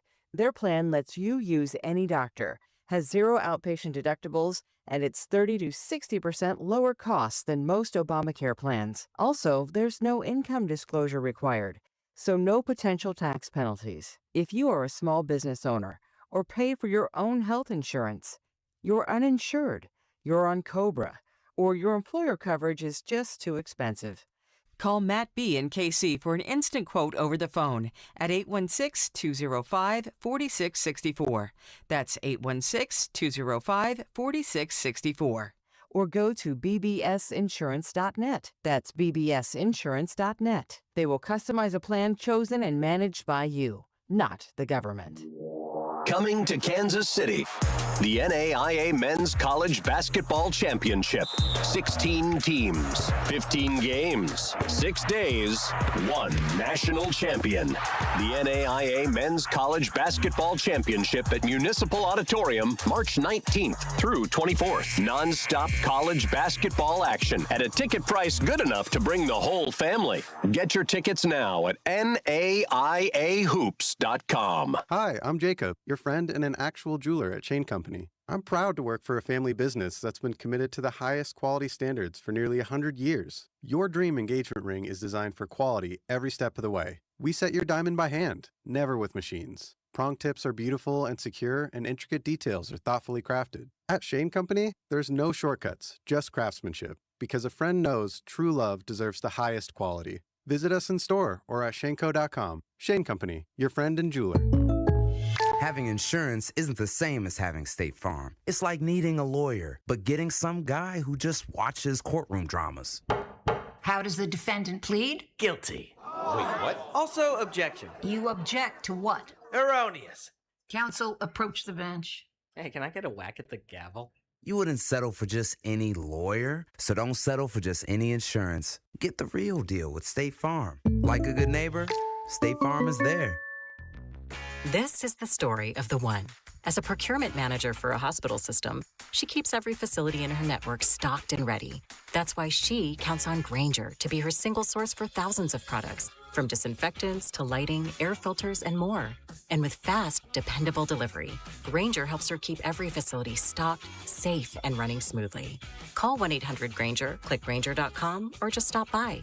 Grainger, for the ones who get it done. My car smells fresh, so fresh, always so fresh every day. My car smells fresh, so fresh, like I cleaned it yesterday. Got that Febreze car on the vents, living life with that just clean freshness. Febreze car, if you know, you know. Up to 40 days a scent on low. My car smells fresh, so fresh, always so fresh every day. My car smells fresh, so fresh, like I cleaned it yesterday. That's right, breathe happy Febreze, la la la la la. You're listening to 96.5 The Fan from the DM Injury Law Studios. Mike's got this. Car, truck, or motorcycle wreck? Remember, Mike's got this. 816-888-7500. Mike's got this. Here's your traffic report on 96.5 The Fan. This one brought to you by New Century Dealers. We've got Raytown that crashed 435 southbound at 350 highway. Right lane is blocked. Two-car crash still working just south of downtown 35 southbound past Southwest. Left lane is blocked. You want to scoot to the right to get through here. New Century Ram, Jeep, and Dodge in Paola keeps it simple. Honest deals without big city overhead. Shop new and used cars, trucks, Rams, and Jeeps. And for 2026, the powerful V8 Hemi is back in Ram trucks. Just 20 minutes south of the city, you could save thousands. Online at New Century Dodge, ChryslerJeepRam.com. I'm Val with traffic on 96.5 The Fan. This is your home for Kansas City sports. 96.5 The Fan. Rob, you know what just hit me during the commercial break? This is really when you should shine. This is when you should shine. This is your time of the year. This might be your favorite time of the year. Rob's wearing his KU hoodie today. He's going down to downtown Kansas City. Gonna get you a $9 beer at McFadden's. Struggle to find a place to park, but that's part of it. It's basketball in the air. Go over to Pizza Bar, wait 30 minutes for an $8 slice of pepperoni pizza. You can barely hear your wife while you're trying to talk to her, but it's basketball in the air. It's spring. You go inside, you watch Kansas beat a team that you've already seen them beat 2 other times this year. You saw them beat them in Allen, but now you get a chance to see them on this nice little LED screen. Now, I don't know how Rob didn't foresee this happening.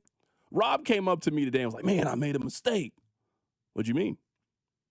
He's like, man, I really want to go to tomorrow's game, but I should have bought my tickets before Iowa State won. I was like, you thought Iowa State was going to lose to Texas Tech in a home game and Texas Tech doesn't have their best player? Yeah, you should have had the foresight. He's like, man, I don't know, man. I just love the Big 12 tournament so much. It's like, I get it. So that's one side of it. Rob, I would also say this is your part of free agency. You know what we are now in free agency? We are at the part of free agency is he's a good signing if he can stay healthy. You don't like taking home run swings. If there's one thing we've learned over the first 3 days of this thing is you don't want to take any single swing. No, you were looking for deals. You were not going to the department stores. No, no, no. You were at TJ Maxx. You were at Ross Dress for Less.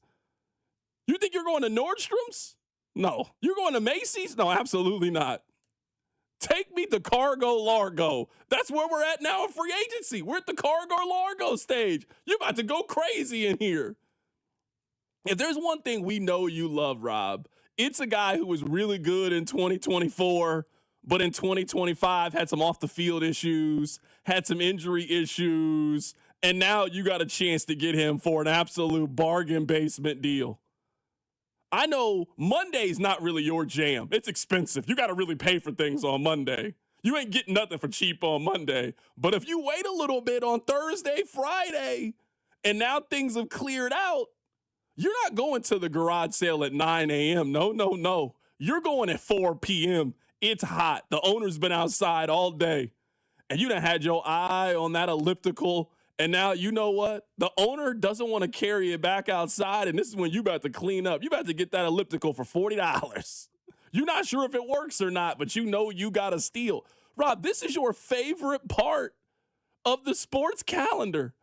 Kansas in the Big 12 tournament, going down to McFadden's, going down to Pizza Bar, stopping in at Johnny Taverns, heading into the NCAA tournament, leading right into your second favorite part of the NFL calendar is bargain basement deals. If he can stay healthy, he's a great signing and great addition.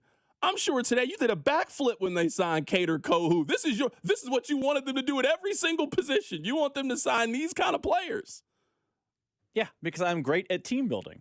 Because the key to success in the Rob Brenton world is bargain basement depth deals, and you draft your pillars. I wouldn't be caught dead spending money on Kenneth Walker when I could wait a few days and get, I don't know, Rico Dowdle still available. He is still available. I would love a Rico Dowdle on a Thursday. That'd be fantastic.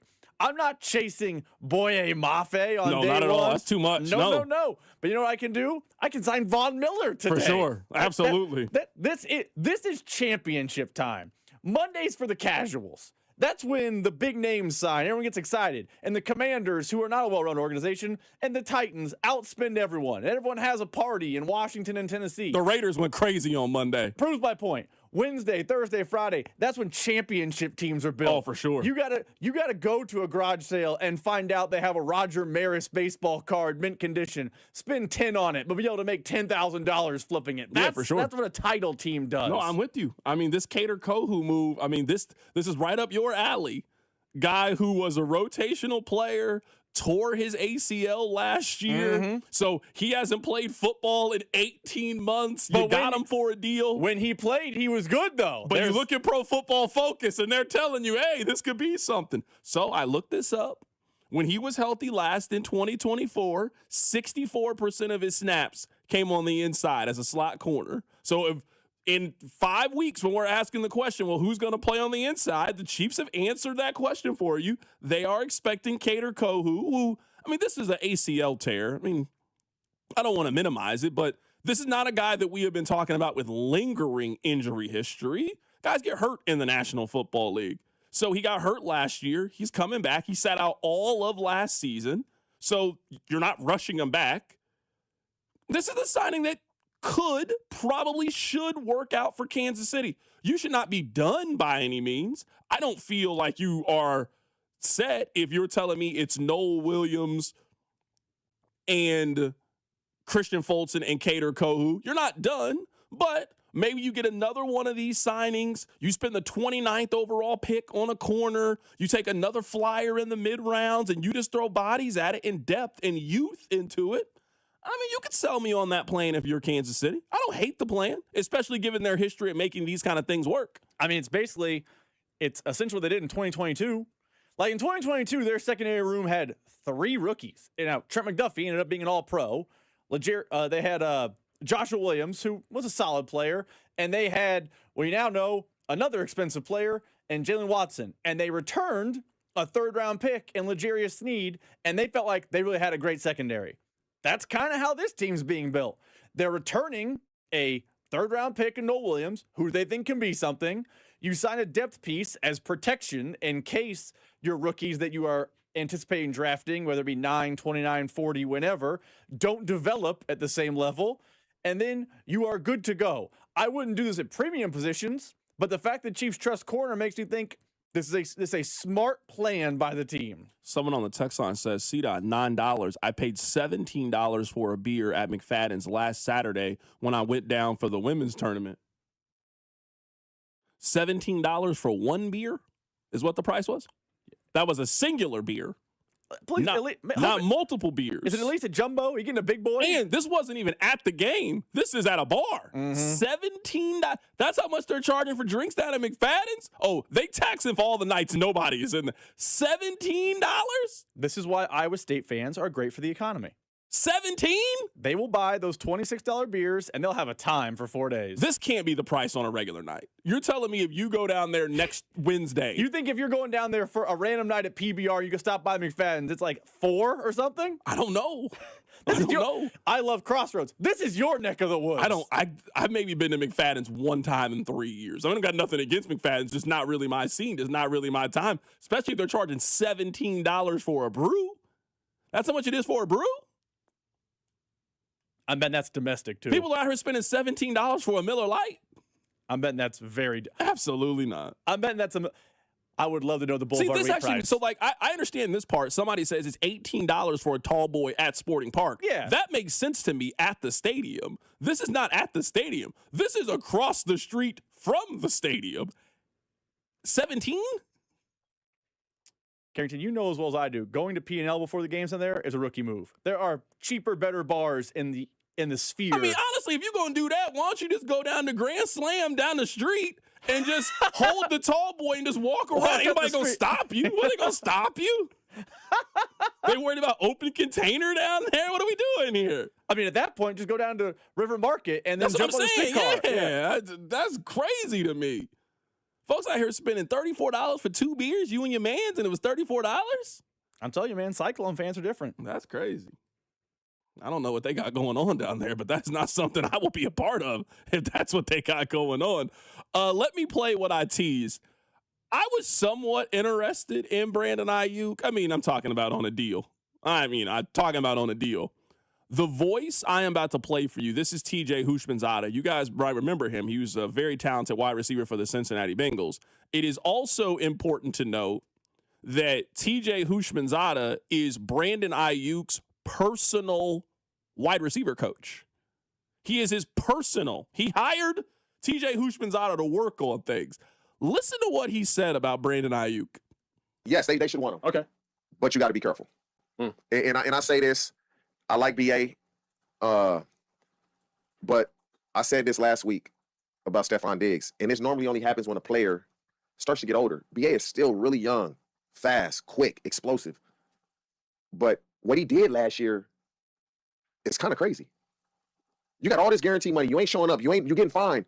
And you basically forego, what was it, over $30 million, right? Mm-hmm. Over $30 million? Like, if you're a team and you give him a good contract, is this what you're going to get? Because this is what he has shown us. Signed his deal with the Niners. Bad luck he gets hurt. Don't want that. But it's how he handled everything after that. Yes, he's going to get signed. But if you're a team, you got to structure that contract the right way. You got to make sure. Hey, man. I can't have you be my wide receiver coach and you on a podcast talking like this. This is how Aaron Ladd would describe me. You know how you got to put down a reference for a job and they're like, hey, put down 3 people. I would never put Aaron Ladd down as one of those people to speak on my behalf. There's other people I would put. Rob would give me a very glowing review. Aaron wouldn't. TJ Houshmandzadeh, we just learned he's not somebody I could put down as my job. That makes me want no parts of Brandon Ayuk. That's his personal wide receiver coach. You lie. That's what I want you to do. Lie. I want you to go in there and lie. Talk about how I'm changed. I want you to tell stories about how poorly I was being treated by San Francisco. They got to structure the contract the right way. My money is your money. I'm paying you to work out and train me. When you got friends like that, who needs enemies? Let's head to the phone lines right now to be joined by Aaron Ladd. Aaron, have you noticed since you started in Columbia, Missouri's basketball season completely went down the toilet, man? Like, when you officially took over the job, I'm beside myself. How are you doing? That's just not true. Here you go with these lies and falsehoods.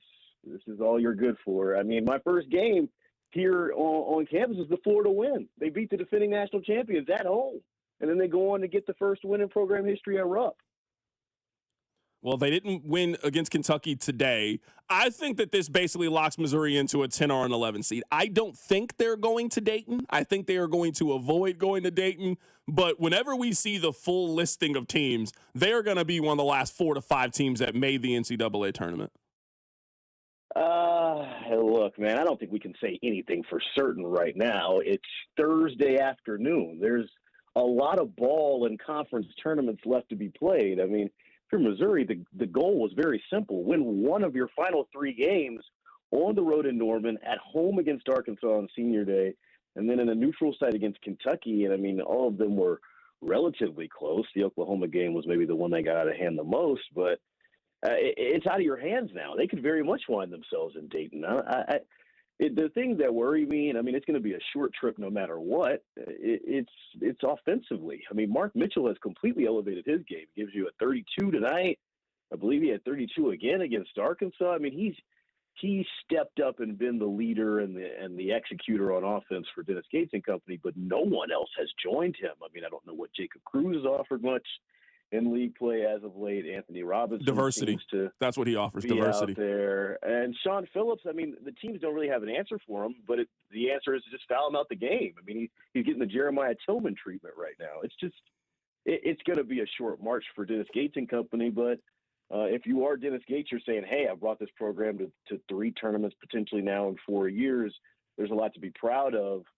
CDOT, where I want to go, and I'll toss it back to you after this, is I want to be a program that no longer, and this is me speaking from a fan perspective now, not the sports director, I want to be a program that no longer celebrates just getting into the tournament. I mean, you look up at the rafters at Mizzou Arena, and they're full of just invites. I mean, you got to, at some point, as a program, get past celebrating just getting there. This is the analogy I'll make, and I would only make this because I'm talking to you. Have you ever been in a situation where you and your man was on a 2-man and you were about to go meet up with a girl and her friend, and then you were asked to describe the other friend, and the girl was like, she's cool. And you knew right then and there, she's not that cute. Like, you knew right then and there. It's like, she's cool. You didn't really say that with any conviction. That's how I feel about Dennis Gates. He's fine. He's not a bad coach. I don't think you can call him a bad coach by any means. But I mean, we've done this for 4 years now. What's the ceiling with this program? Because in 3 straight years, well, I'm giving them a little bit of a pass for year 2. I mean, everything that could go wrong did go wrong in year 2. In year 3, they showed promise in January and February, completely faded down the stretch in March, and flamed out in the first round of the NCAA tournament. And they almost did the exact same thing again this year, that they did just enough to make the tournament, but not enough where you're going to be confident against whomever they're going to play in the first round of the NCAA tournament. Yeah, he's good. He's good. He gets the most out of what has been 3-star talent, 2-star talent. The goal now is, especially with the class that's coming in next year, and I was in Mizzou Arena on Senior Day when Jason Crow Jr. steps to half floor and the place, I mean, the roof pops off. Like, there's an excitement level when you pair superior talent with what Dennis has gotten out of inferior talent. But I don't know, man. Do you fire a coach or do you move on as a Mizzou program? Do you move on from a guy who continues to at least get you to the dance? They're just stuck in some ways. When down door 2 is the Conzo Martin and Kim Andersons of the world. They are stuck. They're in the middle. They're good enough, but they're nothing special. Yeah, and next year to me is going to be the class to see if there's a little bit more. You have the best high school point guard coming into Mizzou, and you got another McDonald's All-American. Now to me, it's about, hey, can you go work the transfer portal? You are losing one of the best Missouri players in the last 10 years in Mark Mitchell, and he was your lifeblood offensively. You need to go find a guy who is a proven junior or a senior who can go get you buckets next year. They also got to find another big or so, and they're going to need some shooting as well. They're going to have to go into the portal and really, really work to make this thing around a very talented freshman in Jason Crow Jr. and a guy in Tony Bryant who I think is going to have his moments, but that's not a guy I think you're counting on being a one-and-done, 15-9 kind of guy, not as a freshman. Yeah, but our expectations are the same for that team, Dot. I mean, you're not looking at that team next year and saying, hey, go win the SEC regular season. You're saying, hey, win 10 games in conference and make the tournament. I mean, you're right back in the same circle that we're talking about. It's Groundhog Day, essentially. Like, it's a weird spot to be in. I think specific to this year, and what's something that I do still have my eye on, is the St. Louis play. I mean, this team has been night and day as far as home and away, and it showed even today in Nashville. I mean, that was darn near road game with all the Kentucky fans that were there. If Mizzou can get a favorable bid where they're playing on the 10th seed, but they're in St. Louis and they have some of that home court advantage, that could be fun. That could get you to a second weekend. I mean, this fan base is dying to get to the second weekend, man. I was in Sacramento when that was their closest chance when they beat Utah State and they lose to Princeton. But there was the buzz again. There was the feeling. There was the elevation. It's possible, but the way they've been playing in these Aaron, last don't three do games, this. it doesn't Aaron, look like, I'm like, hey, man, come Aaron, on. don't do this. You know what? I've done this to myself so many times. I mean, I was convincing myself just 2 weeks ago, Rob can play the audio, that they were going to make a run in the SEC tournament, and they were playing as well as any team that was outside of that top 10, top 15 tier. Please don't do this to yourself. Lad, how much of a St. Patrick's Day guy are you? Are you a big St. Patrick's Day guy? It's not really for me. But now you're in a college town. Are you going out and having a green beer? On a Tuesday? I mean, some of us have jobs here. I got to be on the news, sir. I'm not having a green beer on a Tuesday. Okay, I didn't know. That's why I was asking. Right now, we're joined by Aaron Ladd of KOMU. It's now insulting to think that at 24 years old, he would still celebrate St. Patrick's Day. My bad. I didn't mean to offend you if that was the case. I'm almost 30 now, believe it or not. I've been on the show that long where I've gone from a boy to a man right in front of our very ears. Where were you at? Are you going to always remember where you were when you found out that Bam Adebayo scored 83 points? I'm a little hurt, man. I'm not going to lie. And it's just from... Are you a Kobe guy? It's just an optics thing to me. I'm a basketball guy. I'm a basketball purist. I love, NBA 75 and looking back on some of the great players of previous generations. I really do hold in regard some of those legends that came before our time. And to now look at the top three, the best three scoring performances, and then to look at how it went down in that final 6 minutes. I'm watching it on YouTube the night after. I was at the office when I saw the tweets starting coming in. So I went back to watch the film, and I'm just like, oh, this is just – it's unethical hoops, Dot. You can't defend that. Fouling to get your guy additional opportunities. He's chucking threes. I'm not with it. I'm not with it. I mean, he has the record, but it definitely has an asterisk in my personal record book. That's what I said yesterday. I said that two things can be true. It can be true that a guy scored 83 points in an NBA game, and that's cool. But it also can be is these records are really in the hearts and eyes of us, of the beholder. So Bam Adebayo might be in the record book. When you Google it, that might be the case. People are going to consider Kobe's 81 to still be the measure of what you need to reach. And just no one is going back and watching the Bam Adebayo highlights from this, which is actually kind of disappointing because he was hooping in the first 3 quarters of this thing. Now, you're right. They turned the fourth quarter into, this was some Savannah Bananas, Harlem Globetrotter, just nonsense in the fourth quarter of it. But, he scored 31 points in the first quarter. He had 62 points at the end of 3 quarters. Let's not make it seem like he wasn't hooping. I give Bam credit. He's always been on the precipice. People are talking about him now in hindsight like he's an AAU player who isn't worth a grain of salt. He's a gold medalist. He's been in an NBA Finals. Bam Adebayo, it's just kind of cartoonish when you think his career high before this was 41 or something like that. I don't know. I'm not a hater, but he definitely was stat padding. I'll get you out of here with this last thing. I remember when I first saw the Allen Iverson questions, I had to get those shoes. And my mom told me if I got a good report card, I can get them. And I'm telling you, I never study harder. I needed to get those shoes that Iverson crossed Mike on. Did you have that pair of shoes when you were a kid? Was there a pair of shoes you were like, I got to have these? You're not going to like this answer, but it was a pair of red Vans. Vans were really hot when I was in or no, these aren't Vans. They were Toms. Do you remember Toms? Aaron, I've never wanted to hang up on you more than right now in this conversation. You don't remember Toms? They're like the nurses' shoes or a little bit, but those were hot. When I was in high school. I didn't know you were a white girl that went to Blue Springs South. That's not the answer I was expecting. I had the keychain. The red Toms. You're telling me you desperately wanted a pair of red Toms. You didn't want the Jordan 4s or the Yeezys. The shoe you coveted was a pair of red Toms. That's what you're telling us on this show. I have pictures of these red Toms, too. If I can find these photos, I'll post them. Bye, Aaron. I got to get Aaron off the phone. I can't support that. Rob, 1 week suspension. Aaron's on a 1 week. He cannot be on the show next week after that answer. That's the worst answer anybody's ever given on this show. I've been doing this show a long time. No one's ever given a worse answer to a question than that one. He said Vans were wrong and then made it worse. He said red tie. I didn't even know they made Toms for the fellas. Doc Martin, sure. I remember when people was going through the Doc Martin phase. Toms? No, I can't support that. That's not something I can co-sign on this radio program. Not at all. It's a drive.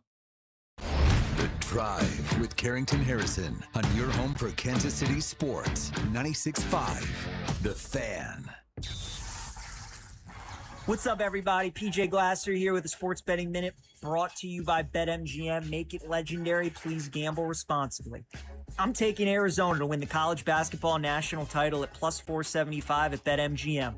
The Wildcats have the 7th best offense and 3rd best defense in the country. They have been as consistent as any team all year in college basketball.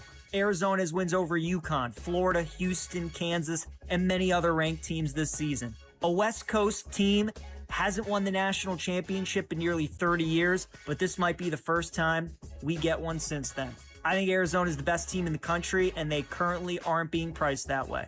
That's it for the Sports Betting Minute, brought to you by BetMGM. Download the BetMGM app today. Please gamble responsibly. BetMGM and GameSense remind you to play responsibly. See BetMGM.com for terms. 21 plus only. Kansas only. Please gamble responsibly. Gambling problem? Call 1-800-GAMBLER. In partnership with Kansas Crossing Casino and Hotel. Low testosterone can be a real problem for many men. It causes poor sleep patterns, decreased energy, low sex drive, and it makes it really hard to stay in shape. And as we all know, a healthy body is very important to our overall health and well-being. This is Jeff for Heartland Men's Health, and if some or all of these symptoms sound like you, we can likely help you be done with low T. We can also help you lose weight, support your metabolism, improve your gains in the gym, and more with our new targeted body composition plans featuring GH peptides, NAD+, GLP-1s, PDA, and more. Our low T protocols, applied in conjunction with our body composition plans, will help most men see real improvements, true weight loss, higher energy, improved sleep, stronger workouts, and a renewed sex drive as well. Your initial visit is just $99 and includes blood work and a medical consult. And if you start on treatment the same day, your visit is free. Call 844-447-6600 or go to heartlandmenshealth.com. Featured therapies are compounded and have not been evaluated nor approved by the FDA. Provider prescription required. See website for details. You're always better with a roof from JR. So how can a roofer talk about a 30-year warranty on a shingle and then only guarantee his work for half that or less? Workmanship is the most important part. JR & Company's workmanship warranty, lifetime. JR's there for you. You're always better with a roof from JR. That's right. JR & Company offers a lifetime workmanship warranty on every residential roof we install. And it's even transferable if you sell your home. How do we offer a lifetime warranty? Our roofers are that good. It kind of makes you wonder about the other guys. From our free online storm damage check to our lifetime workmanship warranty, no one protects you and your home like JR & Company. You're always better with a roof from JR. Get your free storm check online at jrstormcheck.com. No! It's just a golf lesson, champ. Loosen up. I can't. See that Hyundai Santa Fe? Yeah. I only paid to Finish up on your own. I gotta run. Deal's so right, it almost feels wrong. The Hyundai Getaway Sales Event. Get 0% APR for 60 months, plus 0 payments for 90 days on the Hyundai Tucson, Tucson Hybrid, Santa Fe, or Santa Fe Hybrid. Now, during the Hyundai Getaway Sales Event. Hurry, offer ends March 31st. Call 562-314-4603 for details. Hi, I'm Michael from the Warren Treaty. You know the jingle. Now discover the facts about Ozempic, a GLP-1. Only Novo Nordisk makes FDA-approved Ozempic. Learn about the real thing. Talk to your healthcare professional today. Call 1-833-OZEMPIC or visit Ozempic.com to view the medication guide and to learn more about Ozempic. Semaglutide injection 0.5 milligram, 1 milligram, and 2 milligrams.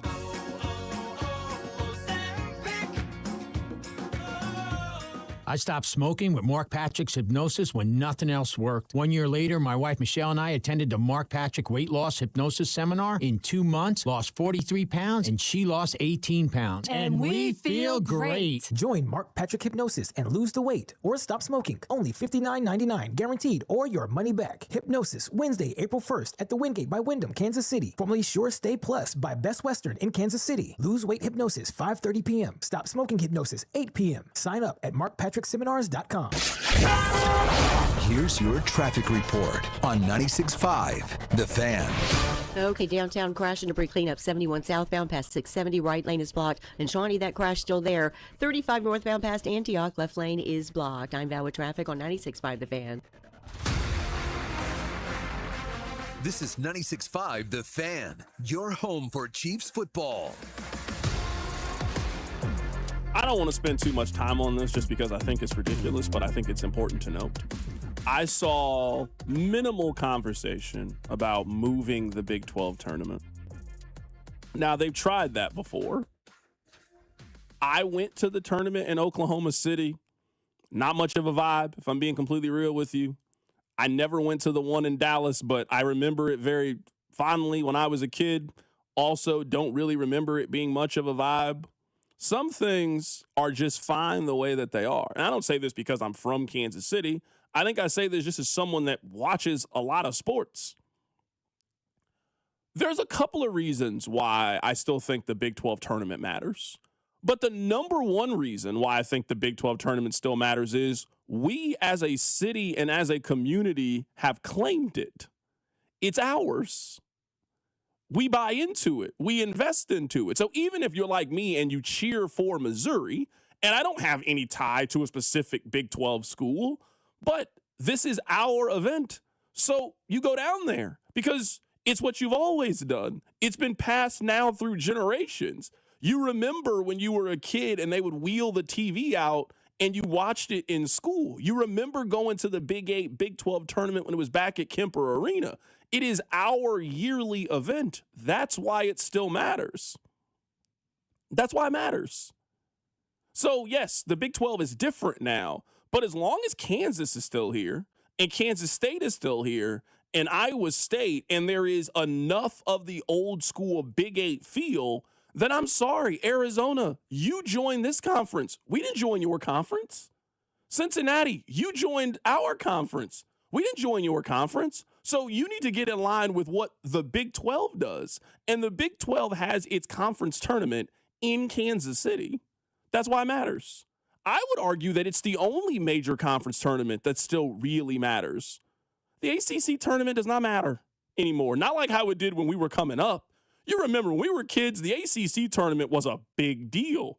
The Big East tournament was by far and away the best tournament. Was fun, exciting. You could be the 8th seed in the Big East tournament, but be ranked 11th. That's how competitive it was. Every night you knew you were seeing great college basketball with iconic coaches in the most historic basketball venue in America.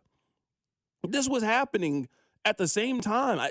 The SEC tournament is not a thing. Yeah, sure, they have it. It's really largely depend on is Kentucky good.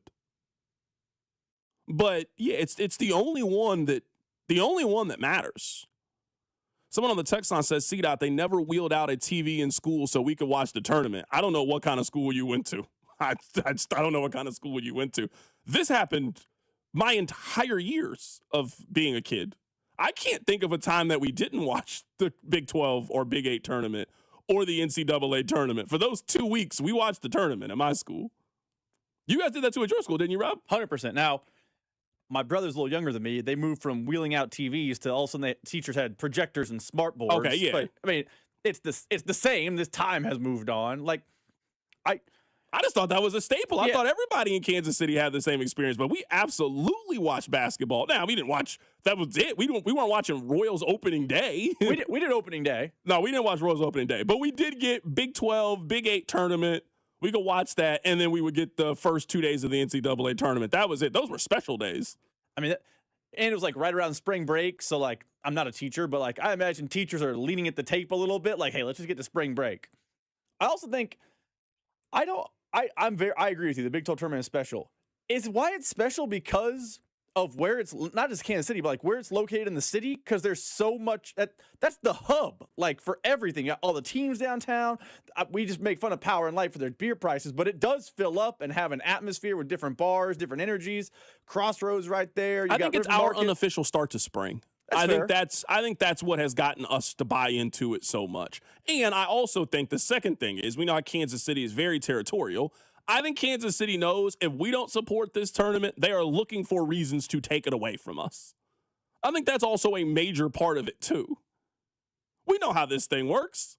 If it doesn't work in one place, they took it away. And there also was a sense of emptiness when it was in OKC. Wasn't the same. It wasn't the same when it was in Dallas. So, yeah, they built T-Mobile Center or Sprint Center. They built that to keep the Big 12 tournament. And that was worth it in my mind. I know we were supposed to get some NBA team or NHL team, and that never happened. The Sprint Center was built so we could have the Big 12 tournament every year. And I never. I'm now, you know what? Now reading the text line, I now see why the text line is so angry. You can see who on the text line, like right here. Someone said, "Where do you guys go to school?" I never remember watching sports in school. It's usually from the texters that are the angriest. I'm starting to put two and two together on why the text line. Some of you are always so angry. You want to know why you were angry? Because when you were 12 years old, Kansas was playing in the Big 8 tournament, and you couldn't watch it because you were learning something that you don't even remember. That's why you just grew up to be an angry sports fan, and now you've continued it now that you're 43 years old. Now we're starting to get to the bottom of this. Now we understand. Did your school have one of the teachers that led like a bracket pool where the winner got like free lunch or something? We had some of that stuff too. Yeah, I don't think it ever was associated with the prize, but yeah, brackets were a big thing. I don't remember what the prize was, but there was always something where it's like, hey, because the teachers would jump in with the kids, we're doing brackets. Yeah, but the fact that text line is not only does the text line not get to experience this as kids, no, I'm saying mad we did. It's split right now. I'm not saying nobody got to do it. I'm saying is right now I can tell. The same people normally text. Like, it's a group. Now people are saying this never happened. A lot of your sports takes now make sense. You grew up angry. You grew up upset. You grew up mad. The half of the text line that didn't get to watch those games as a kid, not only are they upset people, they're mad at us that we got to do it. Yeah, for sure. For sure. Somebody said we got to watch Royals playoff games in class too. How young are you? Yeah. Or old. That's what I'm about to say. You said young. I was thinking old. Yo, how old are you? Either way, how old are you? Because if you were watching Royals playoff games, you either are 50 or 19. There's no in between. There's no in between with you. Because there is not somebody who graduated in 97 that texts that in. No, you were one of the two. Yeah, no one in 94 was like, oh, man, we get to watch the Royals playoff game? This is great. How old are you? Yeah, for sure. I'm happy you went old. I was like, in my head, I'm like, in 2014, you were in middle school? Goodness, you're in the workforce? I was thinking you were like Denny Matthews' age if you were watching Royals playoff games in school. That's what I thought. I'm like, what's going on? Something's wrong here if that's the case. I love the Big 12 tournament, honestly. The Big 12 tournament is the only time that I miss that Missouri is no longer in the Big 12. I've accepted that they're in the SEC. I like that they're in the SEC. But for 5 days, while we are all talking about college basketball, while we are celebrating college basketball, I'm actually not sure. I would say maybe other than New York City, which is just very unique in a lot of ways, I don't know if there is a city that loves college basketball more than Kansas City does. There's towns that love college basketball more than Kansas City. I don't know if you would argue that there are many cities that love college basketball the way that Kansas City does. It is very, very unique in that way, where I think in New York, just if St. John's is good, the city is supporting St. John's for whatever reason. I don't know how that works, but yeah, I love the Big 12 tournament. I love college basketball. So I hope that we continue it. And I'm not letting somebody from the Pac-12 who this is their second time coming to Kansas City ask, why is this tournament not in Vegas? Because it wouldn't work if it was in Vegas. That's why. It wouldn't work. No one cares if it's in Vegas. People care where it is now, and that's why it should continue to be there. You know what I have made my mission? every day when I go home and I start preparing for the next day's show, I try to find more and more stats to get Rob to support Kenneth Walker being on the Kansas City Chiefs. I have a new batch of numbers and statistics that Rob will shoot down next. Keep it right here, it's The Drive. The Drive with Carrington Harrison on your home for Chiefs football. 96.5 The Fan. Here's your traffic report on 96.5 The Fan. Okay, downtown crash and debris cleanup. 71 southbound past 670. Right lane is blocked. And Shawnee, that crash still there. 35 northbound past Antioch. Left lane is blocked. I'm Val with traffic on 96.5 The Fan. FanDuel is giving customers a profit boost every single day through March 15th. From now until the final 68 is revealed, you're getting daily profit boosts for a chance at boosted winnings on your college basketball bets. Trust me, you do not want to miss a single day. You're going to want to check in often to get those daily profit boosts. As we enter conference championship week, you know I'm not giving up on my Jayhawks because Darren Peterson is going to warm up. And when he does, I promise, watch out. Build a same-game parlay for a shot at an even bigger payout, or try live betting and jump in after tip-off. Best of all, with FanDuel, you get paid instantly when you win. So just visit FanDuel.com/local to get started. That's FanDuel.com/local. FanDuel Sportsbook is the official sportsbook of 96.5 The Fan. 21 in President, Missouri. Opt-in required. Bonus issues non-withdrawable profit boost tokens. Restrictions apply, including any token expiration and max wager amount. See terms at sportsbook.fanduel.com. Gambling problem? Call 1-800-GAMBLER. Shawnee Mission Ford, on a mission to do more. Visit our inventory at ShawneeMissionFord.com. Thank you for a great 2025 and promise to continue giving you reason to shop at Shawnee Mission Ford in 2026. Great selection of new and used vehicles, large discount, top trade allowance, and mobile service when you need it. There's no reason to go anywhere else. Shawnee Mission Ford, on a mission to do more in 26. This is the story of the one. As a procurement manager for a hospital system, she keeps every facility in her network stocked and ready. That's why she counts on Grainger to be her single source for thousands of products, from disinfectants to lighting, air filters, and more. And with fast, dependable delivery, Grainger helps her keep every facility stocked, safe, and running smoothly.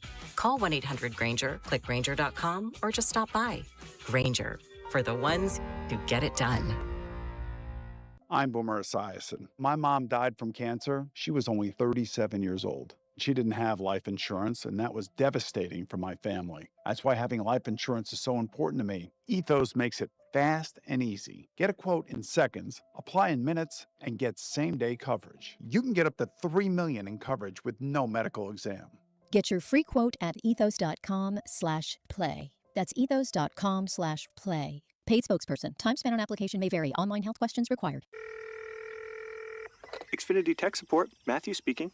Hi, I live in a pretty remote place, like Jurassic Park remote. No! Wow. Will Xfinity Mobile work out here?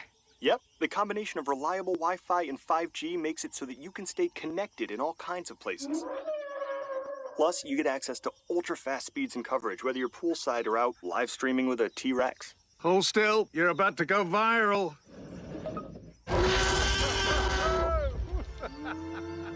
Welcome to a new era of Wi-Fi boosted mobile. Cut your mobile bill in half with 2 lines of unlimited. Learn more at xfinitymobile.com. Xfinity, imagine that. Watch Jurassic Park with Xfinity. Restrictions apply. Xfinity Internet required. Savings comparison based on promotional rate for 2 lines of Xfinity Mobile Unlimited versus 2 lines of T-Mobile Experience More, Verizon Unlimited Plus, and AT&T Starter as of February 10th, 2026. Taxes, fees, extra. It's Thirsty Thursday at Hy-Vee. Time to stock up the bar and fill up your tank. Earn 50 cents per gallon fuel savings on every $50 purchase of wine, beer, hard seltzer, and spirits. Mix and match all your favorite libations and get a 50-cent fuel saver with every $50 purchase. Stack up the savings and your next fill-up could be free.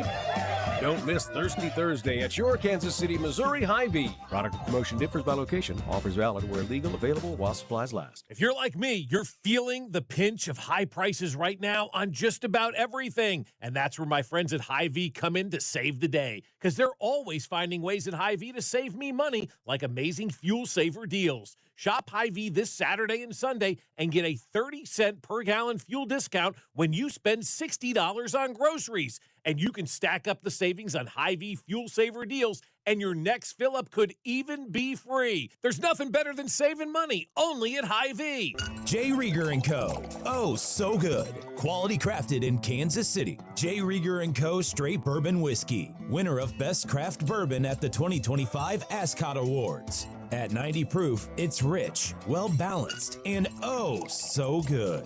Quality crafted in Kansas City. Look out for Max Minute on Twitter, Instagram, and YouTube Shorts every Monday, Wednesday, and Friday. This is Kansas City's FM sports station, 96.5, The Fan, KFNC FM and AM, HD1 and HD2, Kansas City, an Odyssey sports station. All right. Now, I'm going to have to read a handful of names during this segment, but it is all for a purpose. So, Rob, I don't think I'm going to spend all spring and summer doing this. At some point, you are what you are. But I really have this week tried to present every possible argument that I could make for why this is a good idea that the Chiefs have Kenneth Walker on their team. Now, I would say that you and I we are on the same page about this, and then we are in completely different books the rest of the way. I agree with you. I don't think that Kenneth Walker is a top 10 running back in the league. I'm not entirely sure if he would be like right outside my others receiving votes category. He's probably somewhere between 15 to 20. If I just had to sit here and make a list, he would probably be somewhere between 15 to 20. Now, I would also argue that's still pretty good, just given how many good running backs I think there are in the National Football League. And I would also say that having the 15th to 20th best running back is such an improvement over what they've had for the last couple of years. So, Rob, I looked this up. I spent a good portion of my morning doing this. I'm going to go through the list of players who have more yards from scrimmage than Kenneth Walker over the last 4 seasons. So since Kenneth Walker entered the league, he is 16th among running backs in most scrimmage yards. Now, near the top of this, we don't have to spend a whole lot of time arguing and debating these players. Derrick Henry, Saquon Barkley, Christian McCaffrey, Josh Jacobs, and Bijan Robinson. I don't care how positive of a Chiefs fan you are. You cannot argue to me that you think Kenneth Walker is better than any of those 5 names that I just listed. He is not. Derrick Henry is going in the Hall of Fame. I would vote for Christian McCaffrey to go into the Hall of Fame. Saquon Barkley had one of the best running back seasons that we've ever had. Josh Jacobs is better than him. Why are we even discussing Bijan Robinson? Absolute dog. The next 5 running backs, this is where I don't really think that it's that much of a tier difference between that top 5. Yes, there's a big difference. Now, once we start to go down, last 4 seasons, this is 6 through 10. James Cook, Jonathan Taylor, Tony Pollard is on this list, surprisingly enough. Travis Etienne and Breece Hall. Now, one important thing to note before I keep going, and then we go through the next 5 who have more scrimmage yards than Kenneth Walker. Have you noticed something about all of these guys? They've gotten paid. I know you are not on board with paying running backs. I would start to say you are now on the extreme minority when it comes to we don't want to pay running backs under any circumstance, because I just gave you over the last 10 years the running backs who have the most scrimmage yards. All but 9 of them have gotten a substantial contract from their team. The only one that didn't is Tony Pollard. And we also can dispel this rumor that you can't win if you pay your running back, because Philadelphia has won. Christian McCaffrey, they won during this time. Buffalo, they won during this portion. Maybe not the Super Bowl, but Buffalo has been a very good team during this portion. Green Bay and Josh Jacobs have made the decision to pay their running back. The Ravens with Derrick Henry, you can pay your running back and still be pretty good and take care of your other needs. Now, we go through 11 through 15. So these are all the running backs who have had more scrimmage yards than Kenneth Walker since entering the league. Jahmyr Gibbs, who eventually is going to get paid. DeAndre Swift, Aaron Jones, Alvin Kamara, and Kyren Williams. Now, I looked this up on Kyren Williams. Actually kind of surprising. Kyren Williams has just had 19 more scrimmage yards over the last couple of years than Kenneth Walker. So I'm looking at this. I mean, Kenneth Walker has had more yards from scrimmage than Devon Achane has had over the last 4 years or so. So, like, now we're starting to look at it. And then I would say once we go after Kenneth Walker, I would then guess that even you think that Kenneth Walker is a better running back than a majority of these guys. So Achane is 17, David Montgomery is 18, Ramondre Stevenson is 19, Rashad White, Joe Mixon, James Conner, Najee Harris, Hubbard. Kenneth Walker is better than all of those guys. So I think pretty clearly Kenneth Walker has been a top 10, top 15 running back in the National Football League. And if you were telling me that just based on the company that you are in, if this is the kind of player that the Chiefs have now added to their team, sign me up. And in the same conversation, remember, we used to have, well, you can't win once you pay your quarterback. Well, everybody has paid their quarterback now at this point. I would also say most good teams have now paid their running back too. There aren't a whole lot of teams that we think are good that are getting this bargain basement cheap production at running back right now. Who are these teams? Because the Rams have paid their running back. The Eagles have paid their running back. Buffalo has paid their running back. Kansas City has now paid a running back. Like, most of the teams that people think can win the Super Bowl have now started to invest at the position. Sure, they're not throwing high-end wide receiver one money at them, but now paying a guy like that $12 to $14 million, it's just not crippling the way that it was 5-6 years ago. Rob, you know I love you to death, but I think some of your views on running back are a little bit archaic. I think you're thinking in 2021, 2022, and the league has changed. You're thinking how the Chiefs used to think at running back, and look at what happened. I think most teams have now come around to where I am when it comes to running back. You can live with giving your running back somewhere between $10 to $12 million. You got to pay the right one, and you obviously got to hope that he stays healthy. But signing Alvin Kamara to a long-term extension is not a negative for your franchise. I think the numbers bear that out. I would actually argue, not to get in the weeds, Kamara specifically was a bad contract, but I think that was just a team to me on who they ended up paying. And when they signed him, it was too late for Kamara. Someone, hold on. I just want to go back to this. I don't want to lose this thought. Someone says, what? Walker is 15. Who the heck is 10 to 14? I mean, how many of these guys would you argue that Kenneth Walker is better than? So, I mean, this is over the last 4 seasons. Derrick Henry, Saquon Barkley, Christian McCaffrey, Josh Jacobs, Bijan Robinson. So there's no chance he is in the top 5. Now we are starting with 6. James Cook is better than him. Jonathan Taylor is better than him. I think you would argue over the last 4 years, Travis Etienne has been a better running back than he has been. Like, you can't really show me number-wise why you think that Kenneth Walker's been better than Travis Etienne. Breece Hall has been better than him. Jahmyr Gibbs has been better than him. I think you would argue Kyron Williams. I think they've been pretty comparable. So, yeah, he's probably somewhere in that, 12 to 15 range. But I can live with that. Like, I'm not here to tell you that I don't think Kenneth Walker is a good player. But I am here to be realistic about what his ceiling is and also just how deep the rest of the position is.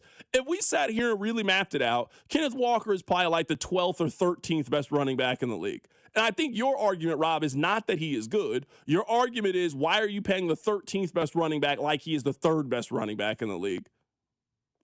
That is the crux of my argument. Because it's the theme of the show yesterday was 2 things can be true at once. That was yesterday's theme. Not every show has a theme, but that was yesterday's theme.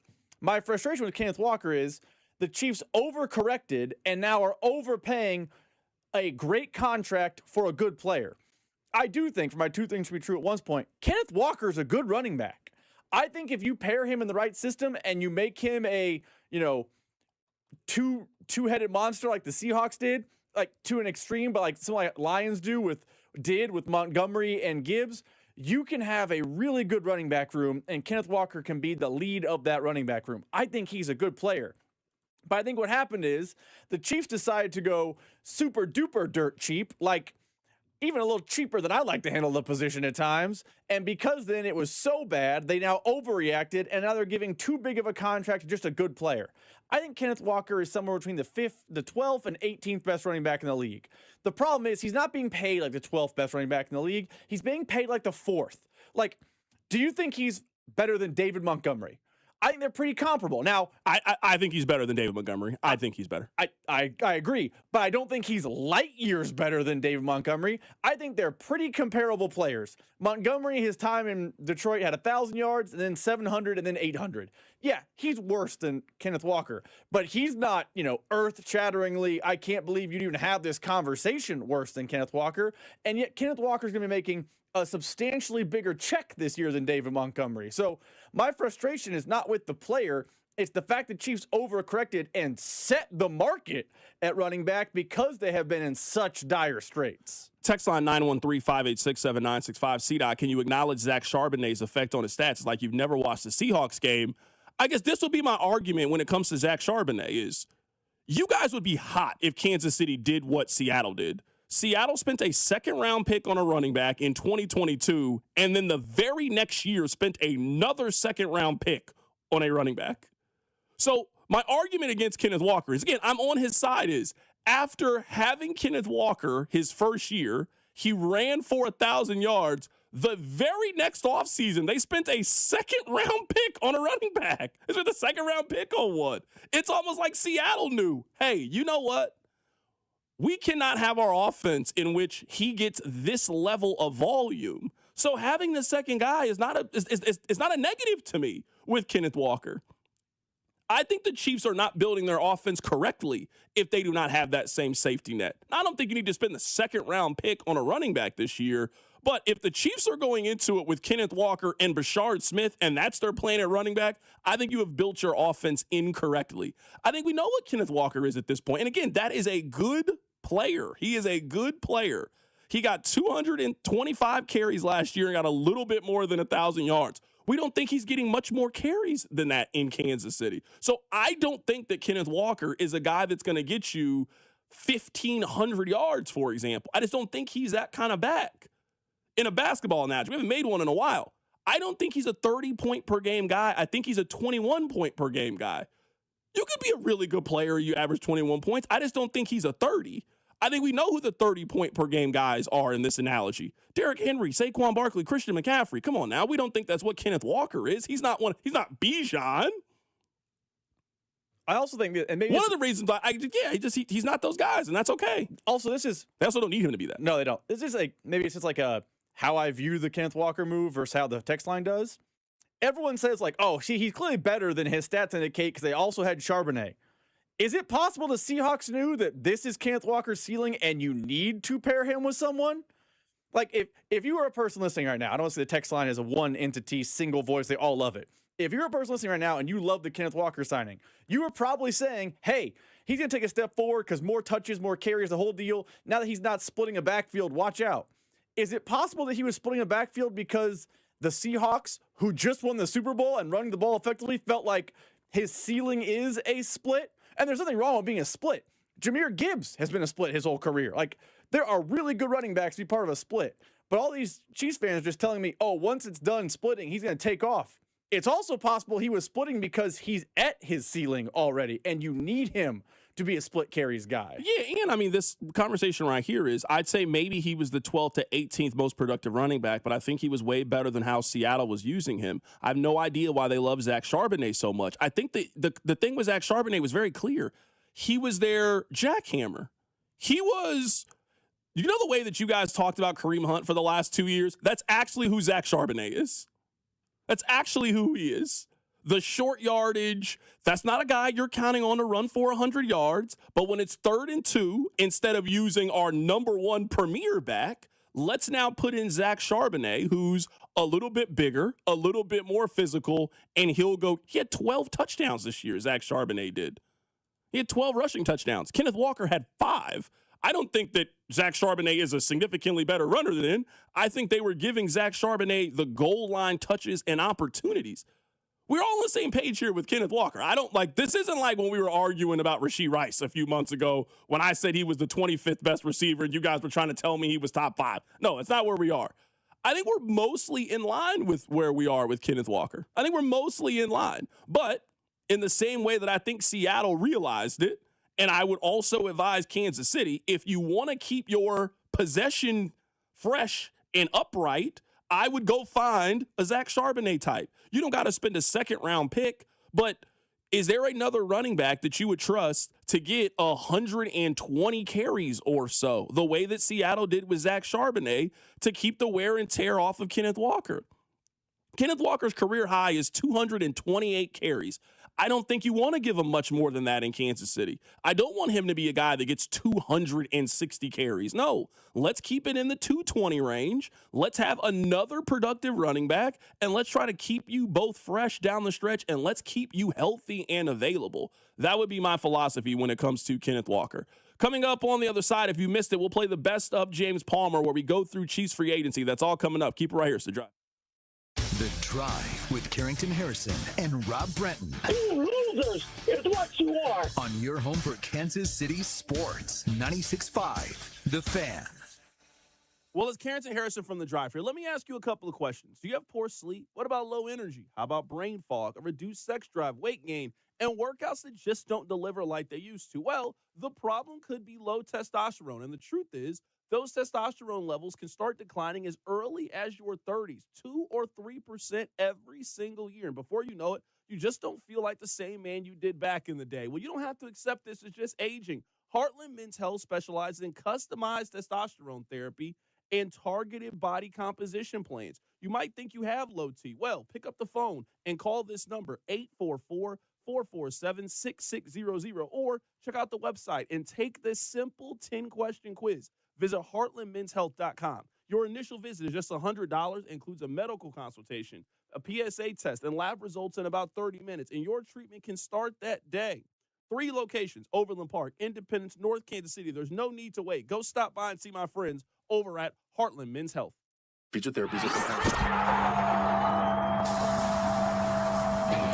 Hey guys, it's Rob Brennan from The Drive on 96.5 The Fan, and we're excited to announce the launch of Beyond the Pitch KC, a limited podcast series documenting the run-up to the upcoming World Cup with our friends over at 98.1 KMBZ. And I'm Scott Parks from Dana and Parks on KMBZ. Beyond the Pitch KC features the biggest names who helped make the World Cup in Kansas City possible.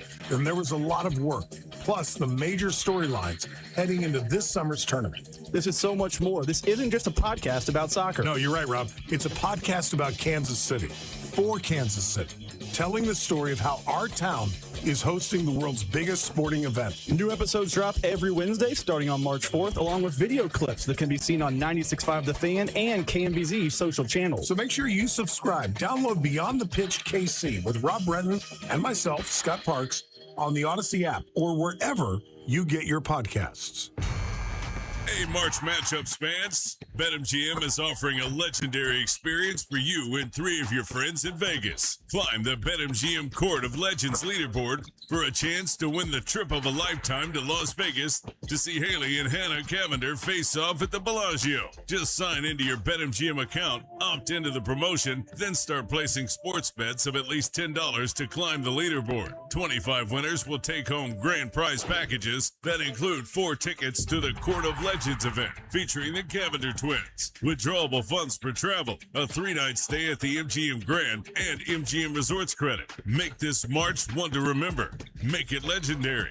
BetMGM and GameSense remind you to play responsibly. See BetMGM.com for terms. 21 plus only. Kansas only. Existing customer offers. Subject to eligibility requirements. Withdrawable bonus dollars for flight money. Gambling problem? Call 1-800-GAMBLER. In partnership with Kansas Crossing Casino and Hotel. Did you know about 1 in 3 people with plaque psoriasis may also develop psoriatic arthritis, which causes joint pain, stiffness, and swelling? Does this sound like you? Listen to what it sounds like to be a million miles away. Tremfya guselkumab, taken by injection, is a prescription medicine for adults with moderate to severe plaque psoriasis who may benefit from taking injections or pills or phototherapy, and for adults with active psoriatic arthritis. Serious allergic reactions and increased risk of infections and liver problems may occur. Before treatment, your doctor should check you for infections and tuberculosis. Tell your doctor if you have an infection, flu-like symptoms, or if you need a vaccine. Imagine being a million miles away. Explore what's possible. Ask your doctor about Tremfya. Visit tremfya.com or call 1-800-526-7736. Okay, I have to tell you, I was just looking on eBay where I go for all kinds of things I love, and there it was. That hologram trading card. One of the rarest, the last one I needed for my set. Shiny like the designer handbag of my dreams. One of a kind. eBay had it, and now everyone's asking, ooh, where'd you get your windshield wipers? eBay has all the parts that fit my car. No more annoying, just beautiful. Millions of finds, each with a story. eBay. Things people love. Oh, how's that flu, babe? Did you take Dayquil Intense Flu yet? Nah, I got this. Ugh, okay, I don't got this. You stay on the couch, and I'll grab the Dayquil. Undo your flu symptoms with Dayquil Intense Flu. Dayquil Intense Flu provides powerful relief of your flu symptoms. I'm ready for that to-do list. Wow, you do got this. Dayquil Intense Flu. The daytime coughing, aching, fever, under your flu medicine. Use as directed, keep out of reach of children. Brought to you by Kalshi. Trade on anything. The film awards are almost here, and now you can trade on what happens. Who wins Best Picture, Best Actor? Chalamet is at 50%, while DiCaprio is at 7%. A potential 14x payout. Download the Kalshi app. Use code FAN to get $10 when you trade $10. Kalshi. Trade on anything. You're listening to 96.5 The Fan from the DM Injury Law Studios. Mike's got this. Car, truck, or motorcycle wreck? Remember, Mike's got this. 816-888-7500. Mike's got this. Here's your traffic report on 96.5 The Fan. This was brought to you by DM Injury Law, 816-888-7500. Hey, Mike's got this. We've got a crash, 435 northbound past Gregory. Right lane is blocked. Big problems if you're headed, it's north, 49 northbound at 155th. Right lane is blocked, and that's what's heavy all the way back into Belton. Crash still working. Let's see, Independence, 435 northbound at Truman. Right lane blocked. I'm back with traffic on 96.5 The Fan. Hey, it's George Karlaftis from the Kansas City Chiefs. Welcome to The Drive with CDOT on your home for Chiefs football. 96.5 The Fan. Someone on the text line sent this out and said, CDOT, how many backs do you think are about to get paid and readjust the market? You got Bijan Robinson, you got Jahmyr Gibbs. I would also throw Devon Achane into that list as well. I think he eventually is going to get paid. We'll see where it comes from. We also haven't factored in Breece Hall, hasn't gotten a contract. I mean, if I'm Breece Hall and I just saw how much money Kenneth Walker got, don't know why I would take less than Kenneth Walker. He then replied and said, I agree. Once those guys get paid, we could be looking back at Walker's deal and saying that it was a great deal. I don't know if we'll ever look back at the Kenneth Walker deal as being a great deal, I guess, from a financial and compared to his peers. I just think we'll look at it like a necessary deal. I think you paid the correct value. I don't think you overpaid and it's egregious. For example, I think that the Raiders overpaid for Tyler Lindenbaum. I think they are a terrible team, and I think they were forced to spend significantly more than the market to get him to go there. I think you could argue the Chiefs kind of did that exact same thing with Joe Thuney. Remember, they were coming off the Super Bowl loss. They needed stability. They were willing to do what no other team was willing to do when it came to Joe Thuney, and it ended up working out. I think in 2 years, 3 years, we'll just look back at the Kenneth Walker signing as just being a fair deal. He's not going to be the third highest paid running back. He'll be paid like the seventh highest paid running back in the league. He'll run for 1,000 yards a couple of times. He'll have 200-300 yards out of the backfield. He'll be looked at as a pretty productive player, and I think we'll look back at it as a necessary deal. I don't think we'll look at it as a steal. I don't think we'll necessarily look back at it as an overpay. Like, I think a deal can just be fine, and that's what I think it is. I think the Kenneth Walker contract is fine. I think it is necessary. I think the Chiefs needed this measure of explosiveness. I think they needed this measure of game changer. And as their quarterback is changing and their offense is changing, I am happy that they are willing to change with it and get to the modern times. I am just happy that we have evolved past the point of running back doesn't matter. Because I'm looking at the rest of the league, it seems to matter. I made this point last year. Every team that people think is good has made an investment at running back. Now the Chiefs are just like everybody else. If you make a list right now of the teams that you think can win the Super Bowl, they have made an investment in their running back. Now, varying degrees of it, but all of them have made, whether it's a significant draft pick or a contract, like the Chiefs just gave to Kenneth Walker. So if anything, this just puts them in line with everybody else. You're not asking Mahomes to throw it 40, 45 times. You don't feel like he has to do everything. You can rely on Kenneth Walker to get 18 touches and have 105 yards from scrimmage. They haven't had that in running back in 3-4 seasons or so. So that's where I think this deal just ends up being very, very important for the Kansas City Chiefs. If you missed it earlier today, we were joined by James Palmer of Bleacher Report, formerly of NFL Network, one of our favorite NFL reporters to talk to. We'll ask this question coming up in just a bit, but I wanted to ask this question first to James Palmer. If you had to use one word to describe the Chiefs offseason, what word would you use? Say strategic, and I use that specifically with the Kenneth Walker move. I think being aggressive towards Walker allows them to be more strategic in the draft. I think it was telling to a lot of people around the league with what they did, with what the Saints did, and moving quickly, that Jeremiah Love's not going to be there very long. And you don't sit there thinking he's going to be there at 9, and you don't go, can we fill it with, every team uses a different grading scale, but it's either like a gold star or a 5-star or everybody uses a different thing in the draft and how they rate these players, but he checks every single box. And so those guys don't come along super often. And I think it's telling on the league that he's going to most likely be gone by the time the Chiefs go. So they were aggressive to go out and get Kenneth Walker. So what does that do? When I said being strategic, I think it gives you a lot of flexibility with a rare top 10 pick, which you don't get very often. And you also have, you're being smart about this, an added pick in the first round as well. So and now you can go and do you get Sadiq, your Travis Kelce replacement at 9? Do you get, an edge rusher? You have flexibility. So being strategic and aggressive towards Kenneth Walker, to me, is what stands out the most in the early portion of free agency. The biggest point that I've been making about the Kenneth Walker signing is it gives you a measure of, the way that I've been phrasing this, James, is there is a measure of dependability that you are going to have with Kenneth Walker. Like if I told you right now that one of the Chiefs' position players is going to get 1,000 yards from scrimmage, I don't think you can count on that being Rashee Rice, given his injury history and also off the field. I don't know if you can count on that to be Xavier Worthy. That's certainly not the expectation for Travis Kelce, who was possibly in his last season. I think the Chiefs were looking for who can be a game breaker, who is somebody who can add that measure of explosiveness and be playmaker, number one. And that's the biggest reason why I think the Chiefs highlighted how they wanted to be explosive in the run game at the combine. And then 2 hours into free agency, they go get the number one running back in free agency. Yeah, I completely agree. I think that's exactly the way it works. And they were victims of losing to a team that transformed themselves a couple of seasons ago in Philadelphia by acquiring a star running back. And that, Saquon Barkley and that unbelievable season carried the Eagles to a Super Bowl when they still had a star quarterback and star receivers and a good offensive line. And, I think the defense probably deserves a lot of the credit as well. I think Patrick Mahomes and the Chiefs would understand that, the way they got after the quarterback. But you get what I'm saying. And then you see what the Seattle Seahawks did this past year, and they carried their running game. Clint Kubiak, even though it wasn't always consistently explosive, you always knew it was going to pop at some point, and they stuck with it. Now, does Andy Reid stick with it to the point Clint did? We'll see.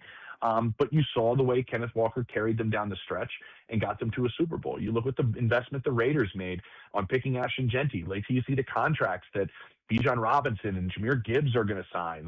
You're seeing the position get valued more in terms of equating to wins. And I think that was there. It was lost a little bit for a while, and now it seems to be returning. And I think just you want to make life easier on your quarterback that everybody expects, and I do believe still is the best player on the planet, to go out there and make unbelievable explosive plays, every 2 plays.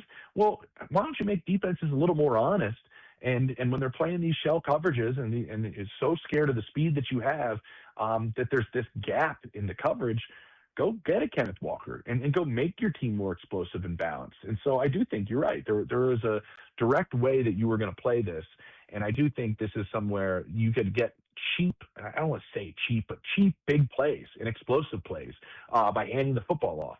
Everybody's desiring that right now in the league. And I think that's why Kenneth Walker was so desired. He's coming out of a split backfield, so there's not a whole lot of tread on the tires either. Right now, we're talking to James Palmer of Bleacher Report, taking a closer look at the Chiefs offseason. Let's transition to the other storyline with Kansas City, which has been the secondary. When I saw the contract that Trent McDuffie signed, I am not surprised that the Chiefs decided to cash out instead of paying that contract. Are you surprised, though, that they didn't bring back Jalen Watson? 3 for 51, that's not a bad deal for a proven corner.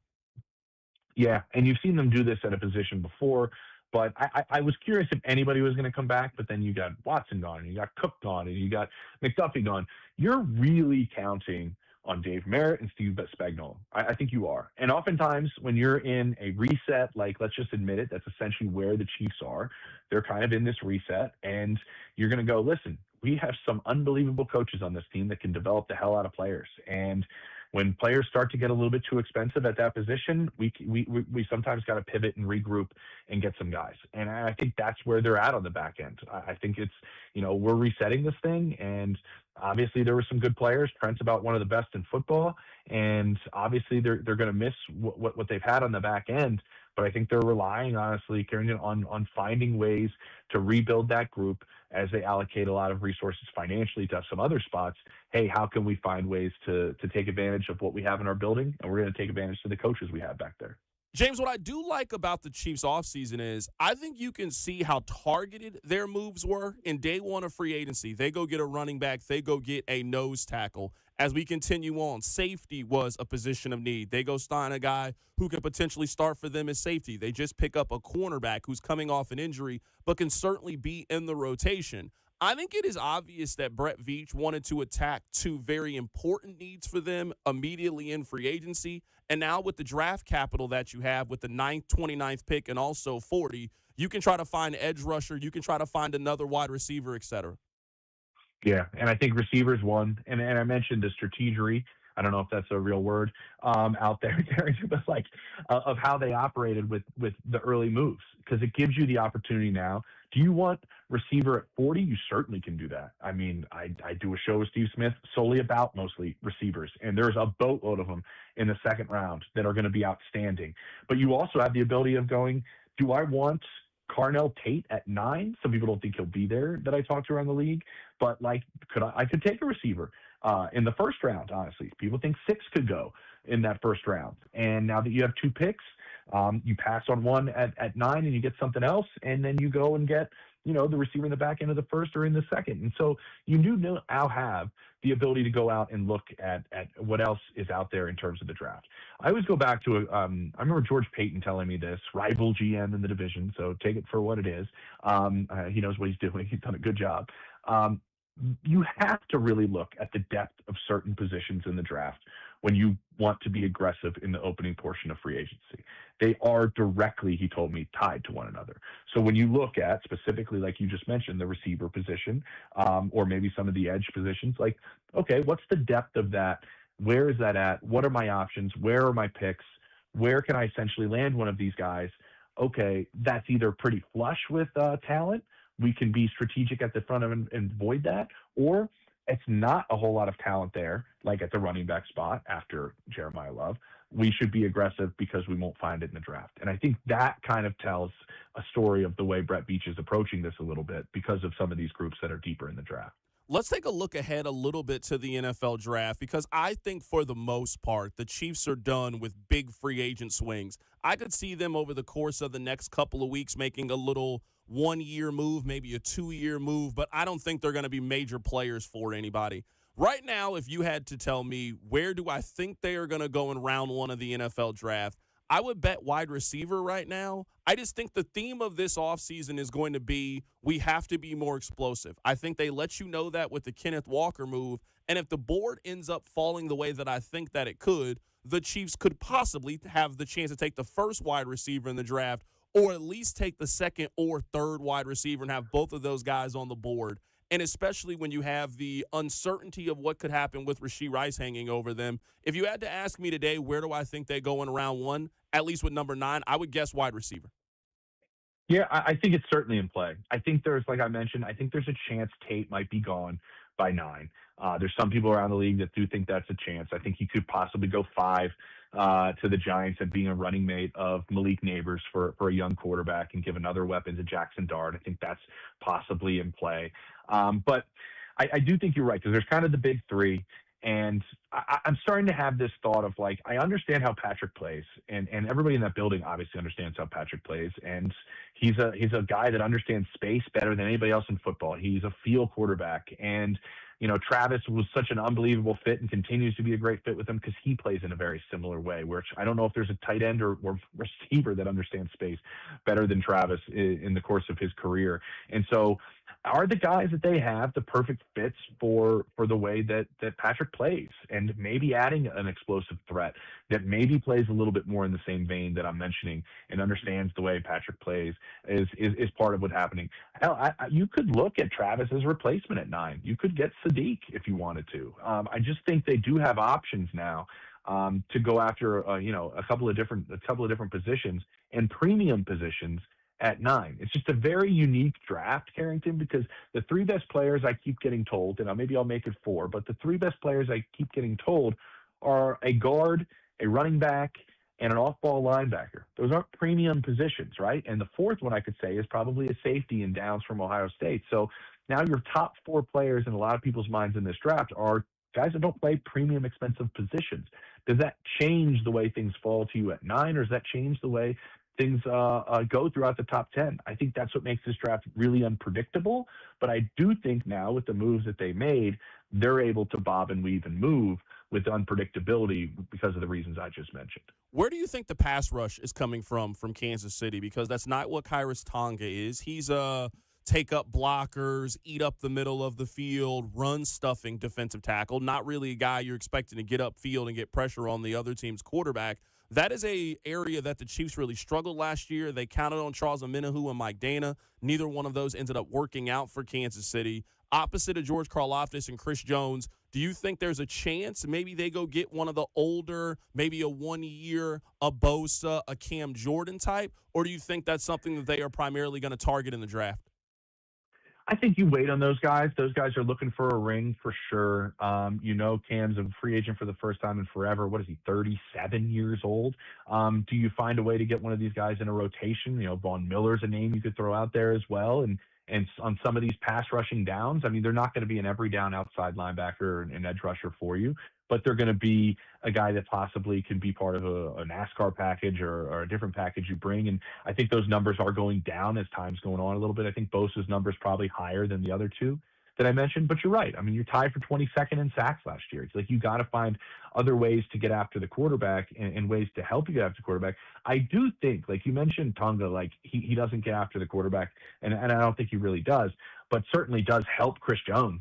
You know what I mean? Like having him next to Chris Jones certainly does help Chris's ability to go out there and get after the quarterback. And there is always a part of that up front. And then the other part is the secret weapon you have in your defensive coordinator.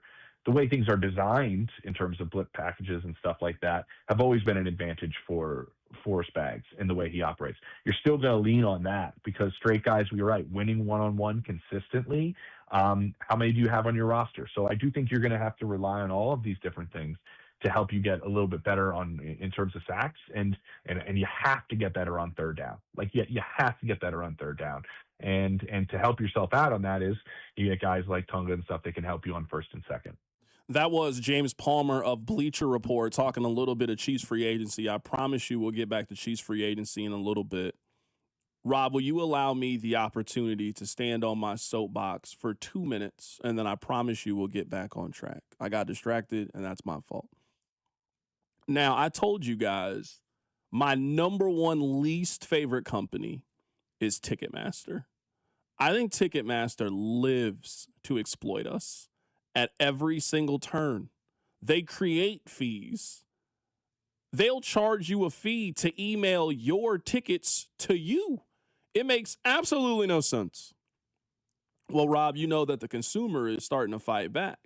So right now, a lot of people don't know this, but there is a court case involving Live Nation. So Live Nation is in charge of basically any concert that you've seen in the last 5 years. Live Nation has been a part of it. They got to deal with every single building, every ticket agency, all of these things.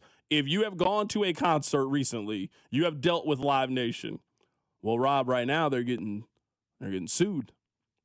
So we get the court documents Rob, can I tell you what some of the Live Nation employees were emailing to one another? Quote, I have VIP parking up to $250. LOL crying emoji. Quote, I almost feel bad taking advantage of them. Another email, quote, robbing them blind, baby. That's what we do. Somebody else said, I'll just gouge the prices somewhere else so we can make up for it. This confirms what I've always thought. These ticket companies, they're evil. What have we ever done to them? All we want to do is go see a show or a game or a concert at a fair price. For those of you that have been going to concerts for a long time, you have now started to realize back in the day what your $100 ticket used to get you and now what it gets you. For $100, you could sit damn near on the stage. You could sit on the floor. Now for $100, you're sitting next to the Garth Brooks banner that they got up there. I hate these people. I'm serious. I really don't like these people. Now I know it confirms what I've always thought. They're evil. This is what they live to do. They live to steal from us. Rob, can you imagine sending emails back and forth, gouging, baby? That's what we do. You're proud of this? You're proud of taking money out of the pocket of families, just trying to take their kid to go see Katy Perry? It's sick. Absolutely sick. I had to share that with you. We'll get back to the Chiefs next. Keep it right here. It's The Drive. The Drive with Carrington Harrison on your home for Royals baseball. 96.5 The Fan. When shopping for a new auto insurance policy, AAA could help you customize your coverage to fit your unique needs and budget. Trust AAA Auto Insurance to help you find the balance that works for you. See how a simple switch could make a big difference. AAA, we're always with you. Visit AAA.com/insurance. Insurance provided to qualified AAA members by Automobile Club Inter-Insurance Exchange and AAA affiliate insurers. Membership requires a separate payment. Hey, March matchup fans, BetMGM is offering a legendary experience for you and 3 of your friends in Vegas. Climb the BetMGM Court of Legends leaderboard for a chance to win the trip of a lifetime to Las Vegas to see Haley and Hannah Cavender face off at the Bellagio. Just sign into your BetMGM account, opt into the promotion, then start placing sports bet of at least $10 to climb the leaderboard. 25 winners will take home the grand prize packages that include 4 tickets to the Court of Legends event featuring the Cavender twins. Withdrawable funds for travel, a 3-night stay at the MGM Grand and MGM Resorts credit.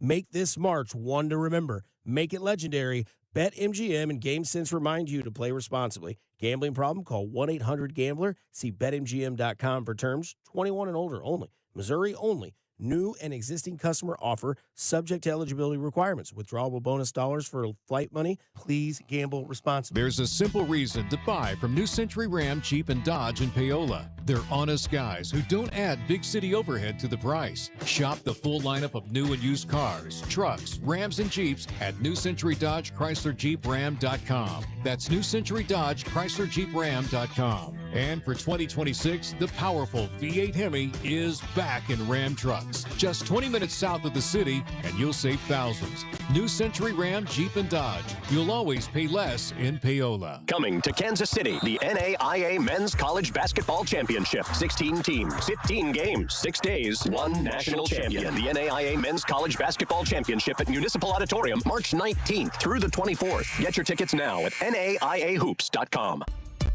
Hey, it's Rob Britton from The Drive on 96.5 The Fan, and we're excited to announce the launch of Beyond the Pitch KC, a limited podcast series documenting the run-up to the World Cup with our friends over at 98.1 KMBZ. And Rob, I'm Scott Parks from Dan & Parks on KMBZ. Beyond the Pitch KC will feature the biggest names who made the World Cup in Kansas City possible, plus the biggest storylines heading into this summer's tournament. This is not a podcast about soccer. Don't get us wrong. This is a podcast about Kansas City. This is a podcast for Kansas City. And this is a podcast that'll tell the story of how our town is hosting the world's biggest sporting event. New episodes will be released every Wednesday starting on March 4th, as well as video clips that can be seen on 96.5 The Fan and KMBZ's social channels. Subscribe and download to Beyond the Pitch KC, a limited podcast series with myself and Rob Bretton on the Odyssey app or wherever you get your podcasts. Pump up the volume. Business moves fast. Orders roll in, deadlines close in. When you ship with USPS Ground Advantage, you can keep up with confidence. Every package stays in our secure network from dock to door. And with nationwide reach, dependable tracking, and upfront affordable pricing, you get built-in peace of mind. You run the business. We run the routes. Visit USPS.com/Ground Advantage to learn more. This is the story of the one. As a maintenance tech at a university, he knows ordering from multiple suppliers takes time away from keeping their arena up and running. That's why he counts on Grainger to get everything he needs, from lighting and HVAC parts to plumbing supplies, all in one place. And with fast, dependable delivery, he's stocked and ready for the next tip-off. Call 1-800-GRAINGER, click Grainger.com, or just stop by. Grainger, for the ones who get it done. Here's your traffic report on 96.5 The Fan. We've got a two-car crash now, 635 northbound just past Kansas Avenue. It is the right lane blocked, and that's adding to big delays because if you got the crash, the multi-car crash, 635 southbound at Shawnee Drive. It is the right lane blocked there. Yes, red all through that area. Crash on 35 northbound before 435. It is the right lane blocked. I'm Val with traffic on 96.5 The Fan. This is your home for Kansas City sports. 96.5 The Fan. I want to ask you guys something, and I do not have the answer to this. So if you have the answer to this, great. I'm not trying to stump you. I spent 30 minutes today trying to answer this question for myself. And eventually I was thinking, sometimes I can just use you guys like Chat GPT. You guys just have the answers to things. Regardless of how you feel about the Bam Adebayo 83 points, everybody has an opinion on it. Whether you think it's cool, whether you don't think it's cool, that's why you like the NBA, that's why you don't like the NBA. Everybody was talking about Bam Adebayo yesterday. Rob, when was the last time that happened for a thing that happened in a regular season baseball game? I don't have the answer. This is not me trying to hate on baseball.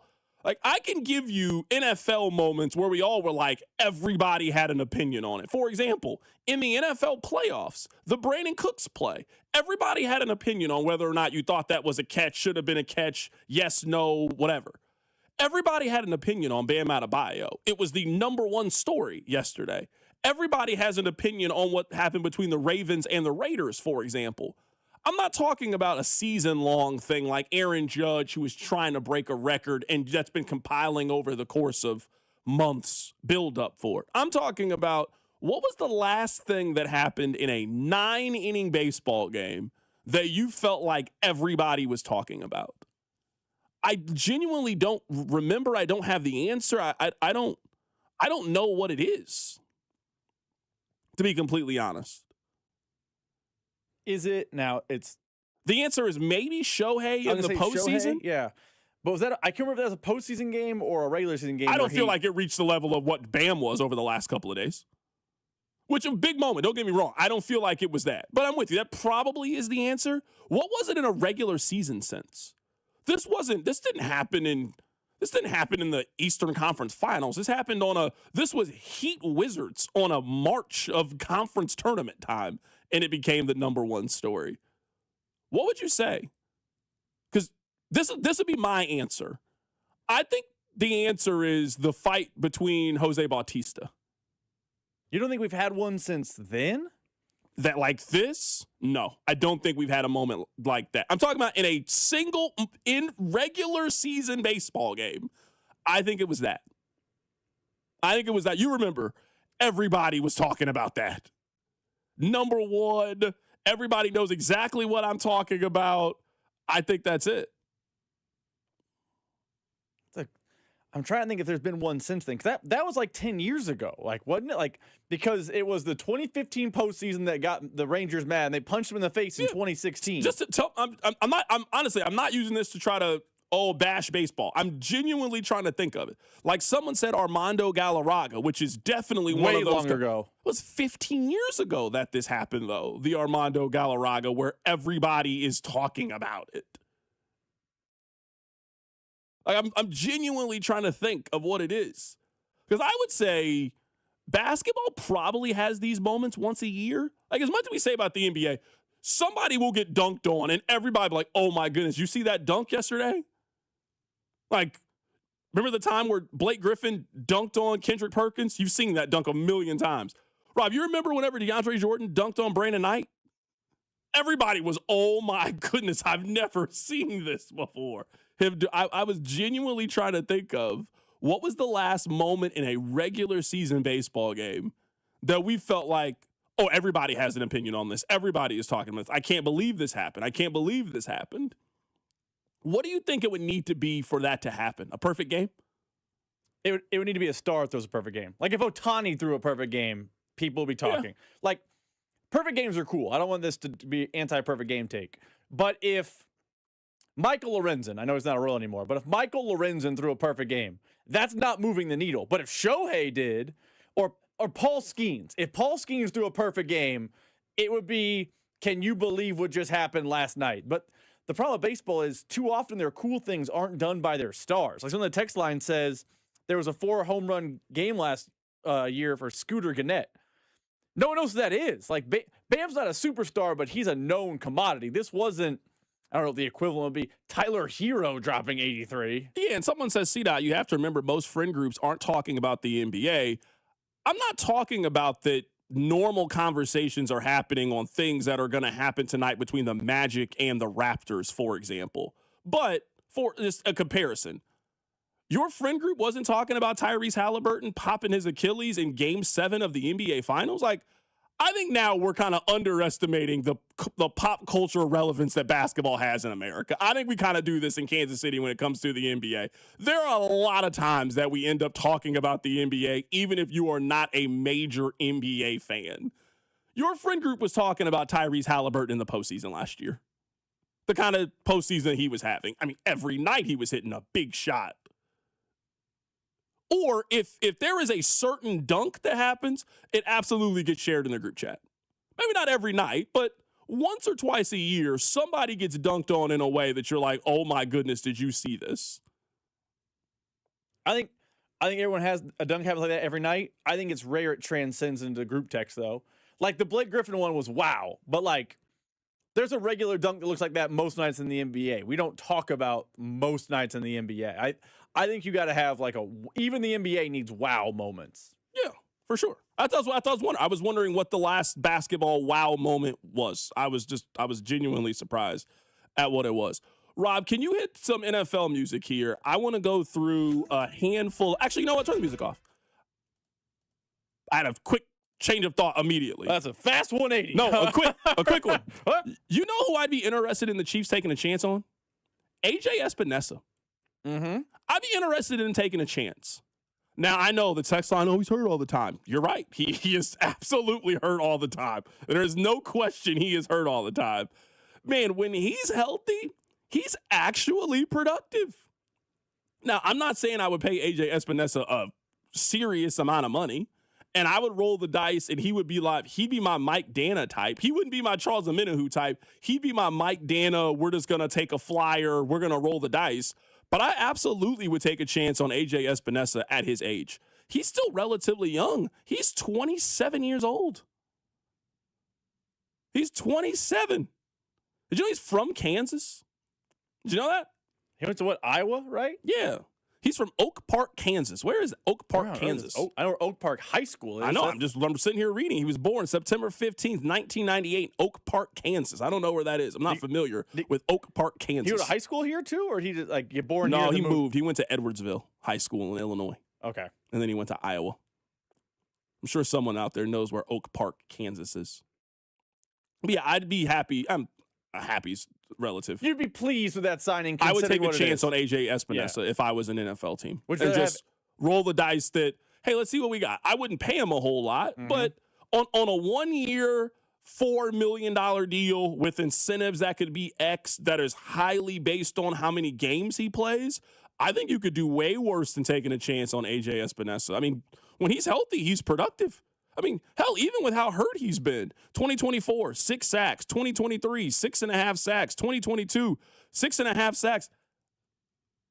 I mean, They just paid $94 to George, or $94 million to George Karlaftis. He had 6 sacks this year. He was fully healthy on the field. Yeah, I'd take a chance on AJ Espinosa. He is to edge what Kader Kohu is to corner. Good players on the field, struggles to get on the field. You take a shot at that guy at this point in free agency, especially considering his age.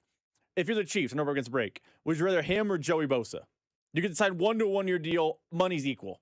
I'd rather have Joey Bosa. I'd rather have Espinosa. No, I think 27-year-olds, despite being injury prone, are less likely to catch an injury than a 35-year-old. I honestly think he might be past injury prone. That's fair. I think he might be past it. I really do. I think he could be like genuinely past. Like Rob, he only has 1 season in which he has made more than 3 starts in 6 years. He only has 1 season of that being the case. Like, you know who he is? He is J.K. Dobbins. You cannot go into the year thinking that J.K. Dobbins is going to be healthy. You have to assume that he is going to be hurt at some point. So you got to pay him accordingly.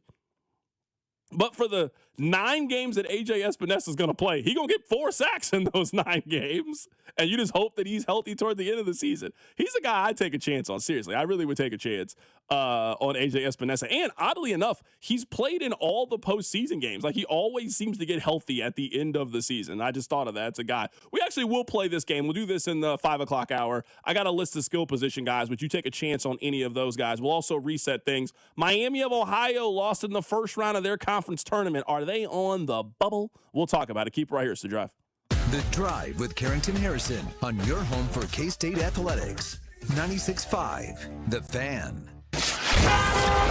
Here's your traffic report on 96.5 The Fan. We've got a 2-car crash now, 635 northbound just past Kansas Avenue. It is the right lane blocked, and that's adding to big delays because if you've got the crash, the multi-car crash, 635 southbound at Shawnee Drive. It is the right lane blocked there. Yes, red all through that area. Crash on 35 northbound before 435. It is the right lane blocked. I'm Valid Traffic on 96.5 The Fan. FanDuel is giving all customers a profit boost every single day through March 15th. From now until that final 68 is revealed, you're going to be getting daily profit boosts for a chance at boosted winnings on your college basketball bets. Trust me, you don't want to miss a single day. You're going to want to check in often to make sure you're getting those new daily profit boosts. With the conference tournaments about to get going, maybe you think Kansas is going to go all the way. Maybe you like Missouri to navigate through the SEC. If you bet with FanDuel, you can take advantage of their profit boost. So build a same-game parlay for a shot at an even bigger payout, or try live betting and jump in after the tip-off once you get a feel of the game. Best of all, with FanDuel, you get paid instantly when you win. Just visit FanDuel.com/local to get started. That's FanDuel.com/local. FanDuel Sportsbook, the official sportsbook of 96.5 The Fan. 21 and present in Missouri. Opt-in required. Bonus issued non-withdrawal profit boost token restrictions apply, including any token expiration or max wager amount. See terms at sportsbook.fanduel.com. Gambling problem? Call 1-800-GAMBLE. Shawnee Mission Ford, on a mission to do more. Visit our inventory at ShawneeMissionFord.com. Thank you for a great 2025 and promise to continue giving you reason to shop at Shawnee Mission Ford in 2026. Great selection of new and used vehicles, large discount, top trade allowance, and mobile service when you need it. There's no reason to go anywhere else. Shawnee Mission Ford, on a mission to do more in 26. Presented by Robinhood. He crosses, spins, pulls up. With Robinhood Prediction Markets, buy or sell your predictions all game long. No house odds, just you versus the market. Put your sports IQ to work. Trade every shot, block, steal, run, and moment that shifts the game. With Robinhood Prediction Markets, trade every play. Visit Robinhood.com/predict to start trading. Futures and cleared swaps trading involves significant risk and is not appropriate for everyone. Event contracts are offered by Robinhood Derivatives LLC, a registered futures commission merchant and swap firm. Empower. After wanting one for years, Kevin is finally enjoying his new hot tub. This is the life. He worked with Empower to help him get good at money, so now he could be a little bad. Oh, no, not my phone. Oh, Kevin. Kevin's phone may be in hot water, but his finances aren't. Invest well, live a little. Start today at Empower.com. You've got a big day, so you use Unstoppable Scent Boosters to give your laundry non-stop freshness. So no matter how long the day goes, you can't stop this power, this walk, this pose, this strut, this look, this talk. Your clothes will be so fresh you can confidently strut into that end of the day meeting like a boss, boss, boss, boss, boss, boss, bosses. Let's talk business in my office.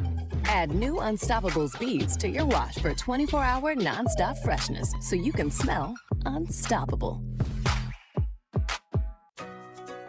Shop the Sherwin-Williams Spring Sale and get 35% off paints and stains March 13th through the 23rd. Whether you're refreshing your interior or exterior, we've got the colors to bring your vision to life. And with delivery, getting everything to your door is easier than ever. Shop online to have it delivered or visit your neighborhood Sherwin-Williams store. Retail sales only. Some exclusions apply. See store for details. Delivery available on qualifying orders. Hi, I'm John Ray, your friend and jeweler at Shane Company. Getting engaged? So friends, listen up. Shane Company engagement rings are protected with our all-inclusive free lifetime warranty. We stand behind the same quality we've offered since 1929. Our rings are crafted to last. It's why our warranty is the only one that protects your center stone. We also cover repairs, resizings, cleanings, and so much more. That's money you keep for you and your family. Because a friend always has your back. Shane Company, your friend and jeweler. So how can a roofer talk about a 30-year warranty on a shingle and then only guarantee his work for half that or less? Workmanship is the most important part. JR & Company's workmanship warranty, lifetime. JR's there for you. You're always better with a roof from JR.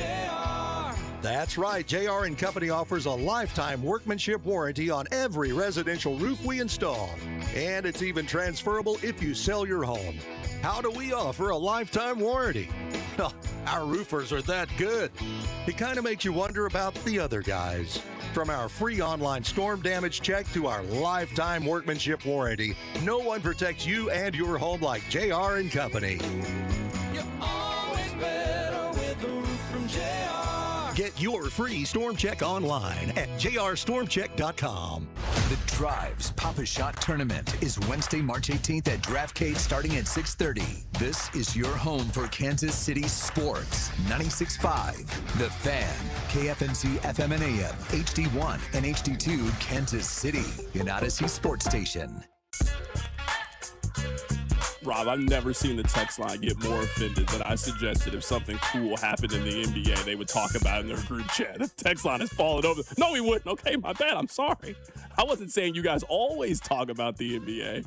I was just saying, like when Bam Adebayo scored 83 points, it would just come up. And when was that last time that happened in baseball? Like tonight, if Zion Williamson did a double between the legs dunk on a fast break, I just kind of feel like somebody in your group chat would be like, hey, this really cool thing happened. Have you seen it? Text line's falling over. No, we don't. Okay, my bad. I'm sorry. Y'all talk NBA. I got it. Perfectly fine with me.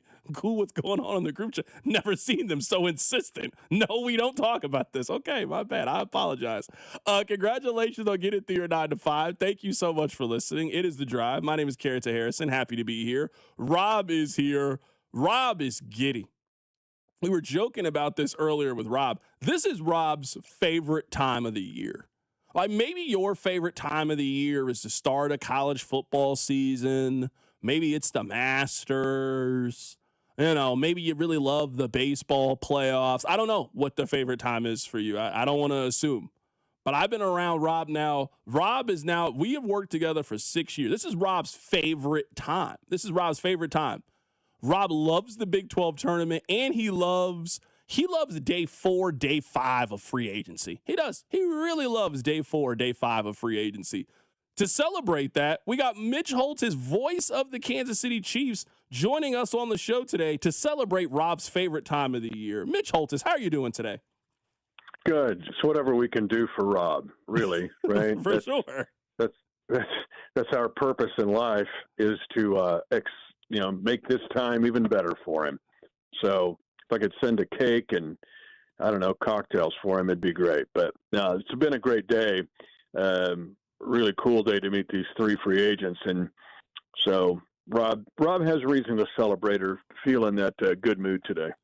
Right now, we're talking to the voice of the Kansas City Chiefs, Mitch Holtz. Mitch, let's start with this. We had James Palmer on the show earlier, and I asked him if he had one word to describe the Chiefs' offseason. He used the word strategic. I will ask you the same question just based off what they've done so far. If you had to use one word to describe the last 3-4 days for the Chiefs, what word would you use? Is reboot a word, one word with Yes. a hyphen? That counts. Okay, that's what we'll do. Reboot. This is when you've got computer problems and Rob just shuts off his laptop, waits 2 seconds, and turns it back on, and you're like, all right, it's back, and it's working. That's the way I feel with what's going on with this free agency period and combine and getting ready for the draft. The Chiefs have always been, I appreciate this, when Coach Reed came, and with John Dorsey before, and now since the summer of 17 with Brett Veach, they've never just completely gone, we're going to, the heck with tomorrow, it's all about tonight. Or let's just keep playing the game and kick the can down the field and I don't know, we'll just build for the future. They've never done that. It's always been emphasis on, it's always been a dual emphasis on today or tomorrow. You never pay for today to say the heck with tomorrow, and you're not always trying to, redo everything and start over, because that happens too in professional sports and in the NFL. The Chiefs have always been, it's why they've been a steady winner and why they have challenged for the Super Bowl the last several years, sans last year. But this feels like a reboot to me, and it's pretty exciting with what's happened in what they've done with the trades and with free agency to do what they've already done in free agency, and then also be strategic, to Rob's point, or I guess to James Palmer's point, in going for the draft. The word that I would use is solid. I think the Chiefs have addressed a lot of needs and found starters at really good prices at a lot of really important positions. Let's talk about the big piece, and then we'll talk about some of the secondary pieces.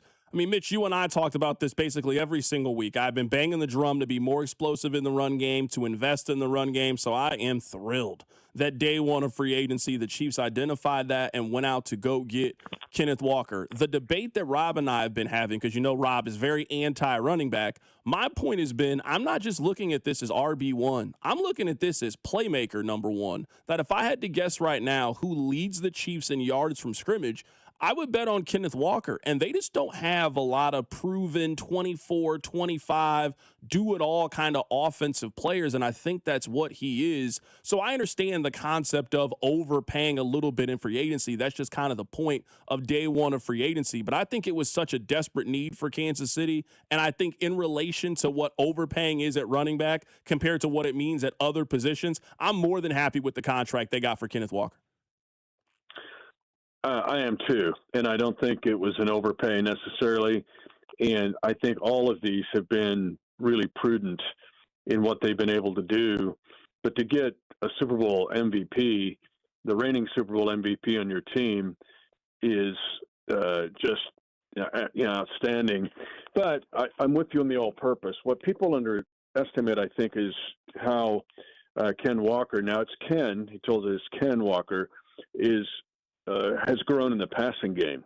He had a 64-yard touchdown reception, and he had in his career. If you look at 46 catches and 29 on 37 targets 2 years ago, and to your point about being explosive, the longest run this year was 35 yards, and it was Xavier Worthy on basically a jet sweep.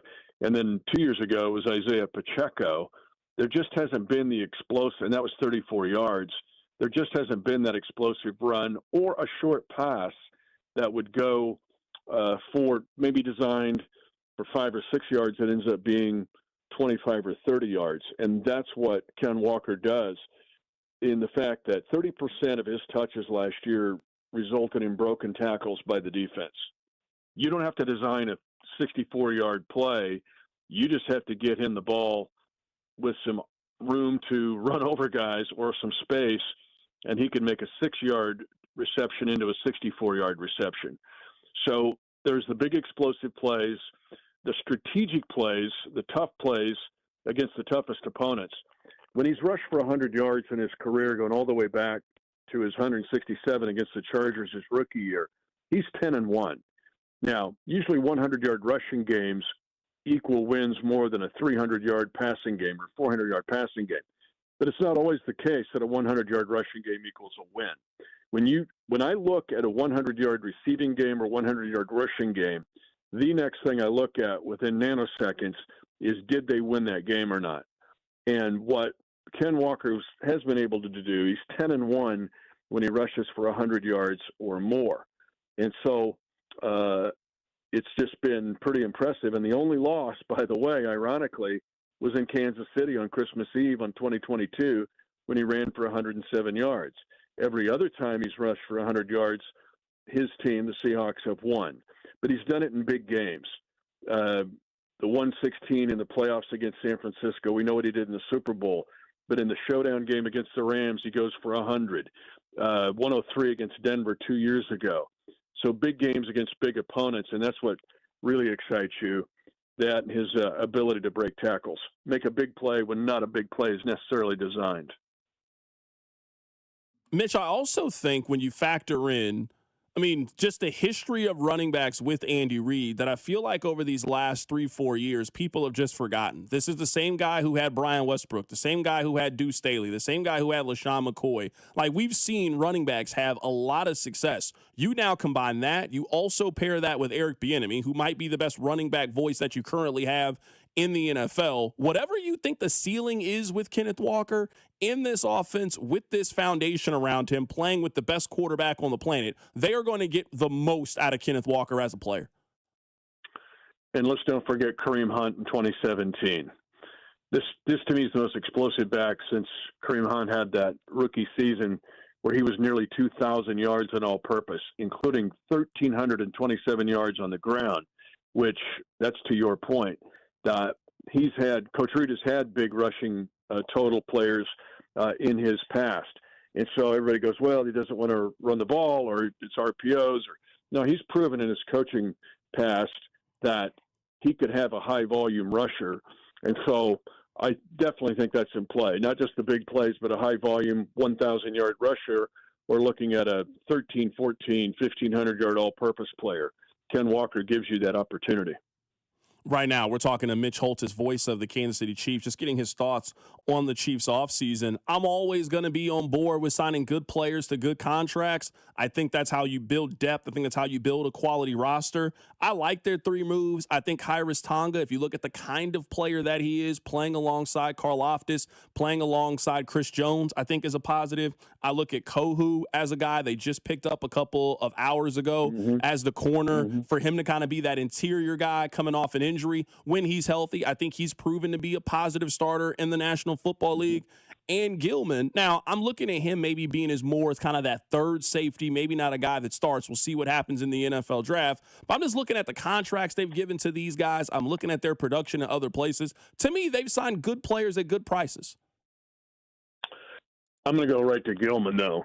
I think there's more. You're underselling Gilman and what he can do. He is a guy who's smart, versatile, tough, and I think leader type. And he brings back in a presence in the room for the DB room that you lost a little bit with the trade of Trent McDuffie. And he brings a little bit of a Justin Reed type into your DB room because of how intelligent he is and his versatility. 3 interceptions. He's got some ball skills. He has the ability to be like a true single high, free safety looking guy, but he can do other things as well. But he's also made big plays. He's been more steady than people think. And I think that Matt McMullen and I talked about this and some of the excitement. I share a mini sub basically at the practice facility with Joe Helder, but Lucas Boyd, the Pred at Topeka Seaman, was talking about this because he was so impressed. He was shooting a lot of our stuff today. In the fact that you look at what Gilman can do to help others. And Matt McMullen and I talked about this, his ability to help Kyle Hamilton, but I also think he helped Derwin James Jr. a lot in the Chargers secondary. So I think Gilman is a plus signee and a high-value signee. Kohu, we missed all the last year. He was injured. We saw him in Germany when he played for the Dolphins. There's a little bit more of a mystery there, but I love Tonga. I think Tonga is a 2-gap player, but he's got one gap capabilities. There are times he has been a monster in a 1-gap penetration. You go back and look at the AFC Championship game in the a couple plays he blew up. He just decimated a really good Denver offensive line in the middle. And so that opens up all kinds of opportunities for you. But it's the attitude of these guys that was really exciting today. The fact that all three of these guys come across as, hey, we're here to work, we're here to win, and we're here to help everybody else. And you don't see that. In fact, it's somewhat rare in the free agency market, particularly in this first wave of free agency. All three of these guys came across as if they've been here ever since Andy Reid got here. They know what they're getting into. They know what they need to do, and I'm excited to see them get started. All three of the guys that were here today. Right now, we're talking to the voice of the Kansas City Chiefs, Mitch Holthus. Mitch, you might be the best person to ask this question to. Now, I hate to use this analogy, but I think you'll follow it. You remember how the Broncos, for like a 7-year stretch, just always had a really good running back? Like, after they lost Terrell Davis, it was Mike Anderson, Olandis Gary, Quentin Griffin. Like, they just always stayed. Like, their scheme, their system, they just identified running backs better than everybody else did. I feel like Kansas City has that right now when it comes to the cornerback room, that they just have a way right now when we are willing to move on from this guy and people from the outside may question it, but we know what we have. They did that with Charvarius Ward. They did that with Snead. They're doing it again with Trent McDuffie, and they're also doing that now with Jalen Watson. So I understand fans' hesitation or concern when it comes to secondary, but I'm looking at it as either A, they got a lot of confidence in Noel Williams, or this is something that via the draft, they are going to be able to identify one or two corners that are going to be able to step in day one and be massive contributors to their secondary. How has this organization gotten so good at being able to identify day one contributors at corner? Because I think they know what they want. So and we know basically what a prototype good corner in a Spags defense looks like. Have to play press. You've got to be able to be disruptive at the line of scrimmage, be able to turn your hips and be able to cover, and then the kind of size and demeanor of the corner. Think about L'Jarius Snead and what he was like. So he was valued higher maybe in our lens than in some other teams because he fit the prototype. And then you see the plays that he made, the play against Zay Flowers in the AFC Championship game back in the run to win back-to-back in 2023 is a great example of that. So in this draft, there's several that I love that would fit that category. Now, the other thing I think what the Chiefs have been able to do is we talk about running backs having shelf lives, and I'm not trying to be disrespectful, but corner is a spot. You can't have enough corners. It's like pitching in baseball. But how long is a corner really effective? And instead of you turn into either they move you to safety or you kind of turn into the wily veteran. Well, the wily veteran in this defensive scheme, you're not playing 8 yards off the ball and turning your hips and playing a cloud technique and push them inside. Spags wants you to be disruptive and press and be physical, and that's the way Jalen Watson was. And McDuff was so good in the slot. We don't win Super Bowl 58 without him in that slot blitz. That's one of the more forgotten plays in Chiefs history. But the fact that you kind of keep always looking for corners and corners that fit your style. And there is a shelf life to those corners that fit that style. Now, in this draft, my favorite one is Mansour Delane. I think he totally fits what Spags likes to do. He ended up at LSU, was at Virginia Tech. Great press player. I like to watch his video. I've watched it several times. And the fact that 8 interceptions, there's enough ball skills there, but he's scheme versatile, he's smart, tough, only had 5 targets against him, I think, all of last year. So he's one that comes to mind that I wouldn't even mind if he's there at 9, taking him, depending what else is on the board, or even a Caleb Downs. We think of him as a safety, and I think of him as a slot, just outstanding player who's more of as much of a corner as he is a safety. And then we know about McCoy, who missed all of last year. He's very much like the kid we just got from Miami, where he missed all of last year from Pat's school in White House, Texas. But those are guys that I think could fit the scheme. Now, here's where I get excited about next year of this reboot, and particularly at corner. I love Noel Williams because of his mentality. It's a Peanut Tillman, punch the ball out, Seattle Seahawk defensive back mentality. With only 12 takeaways last year, there were two things. We couldn't get guys off the field. I mentioned that to you the 16 times in the 11 losses where we had a chance to kind of flip the game or give Patrick the ball back or go win the game, and we couldn't stop them. They're 3rd and 10, they're getting 12. 3rd and 15, they get 20. And it just happened kind of too often. Well, now if you get a more aggressive player in the secondary who arrives with a little quicker and he's arriving with a little more violence and sudden impact, now you're going to jar the ball loose. You'll get an incompletion or you'll get a stack or a strip of the football on a hard tackle. And then you're not forfeiting what this Chiefs team has done the best, maybe better than anybody in the NFL, and that is play the bubble tunnel screens, the short passing plays, the quick dig routes, but you have to have physical corners and willing tacklers to do that. The Chiefs have had that. What we have not had, especially last year, was making a play on the ball to get off the field on 3rd down. And I think Noah Williams can do that as he grows into the role. I saw Christian Fulton get better at that at the end of the last year. And if you get a rookie that can do that, now all of a sudden you got 3 corners in with the guy we got today. You can throw him in there perhaps, or even the Christian Roland Wallace, and you're going to have some guys to throw at the position. But I do think the Chiefs do a good job of evaluating what they want at corner and then understanding the shelf life and effectiveness of that desired corner.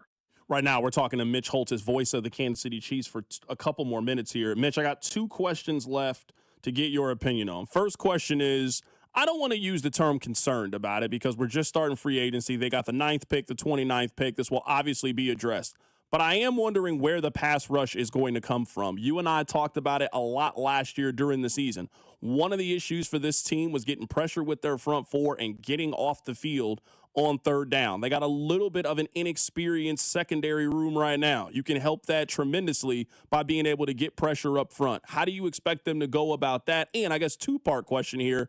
I'm all for them taking a swing on getting a 1-year older player. That's usually not what they do, but a Cam Jordan, a Bosa, one of those kind of types. I'm for them taking a chance and signing one of those players. I wouldn't rule that out for Brett Veach. He's been like super aggressive in what he's done already to this point, and I wouldn't rule that out. But I also would not rule out both getting somebody like that, which they've done like later in a season when where things kind of settle down, or you get the opportunity, whether it's Terrell Suggs. We've seen that in the past. But I don't rule that out at all. Depend if you can get the number right to get you fitted into the cap. But I could see them, the guys we've talked about ad nauseum in this draft that are the so-called best edge rushers, and one of those guys is probably going to be there at 9. But there could also be a guy that is a value pick at that spot that could be there at 29. So if you can get a corner, so 9, 29, and 40, you can get immediate starters as a corner, if you're at the least in your sub-package nickel dime, 2, an edge rusher, and then 3, an offensive tackle that you could have as a starting right tackle, and then Jalen Moore becomes your swing tackle, which is what he's done throughout his career. And then you get an effective 6th offensive lineman to play what everybody now is seemingly doing in the league, especially in our division, and that is play a lot of 6-0 linemen. We saw the Broncos and Chargers do it a lot, especially against us. The Bills do it all the time. Well, you have to have an effective player do that. You almost need 6 offensive linemen. And so you have a chance at doing that. And I'll throw in the pick at 74. You got 4 of the top 75 picks. So there's a potential that you could have 3 immediate starters or very quick starters in the 26th season with those picks at a variety of positions with the ones that we've emphasized and prioritized.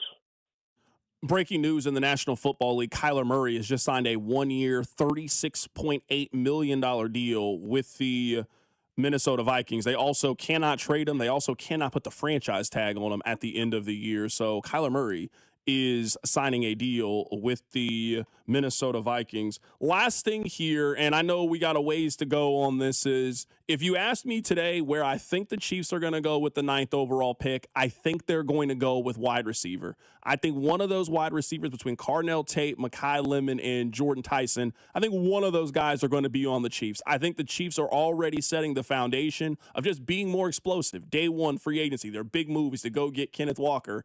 I think their big move at the draft is going to be, we're going to try to go find, we got our running back of the future with Patrick Mahomes. We got our wide receivers for the future with him as well. If you had to guess, make a prediction, where do you think they could go at 9?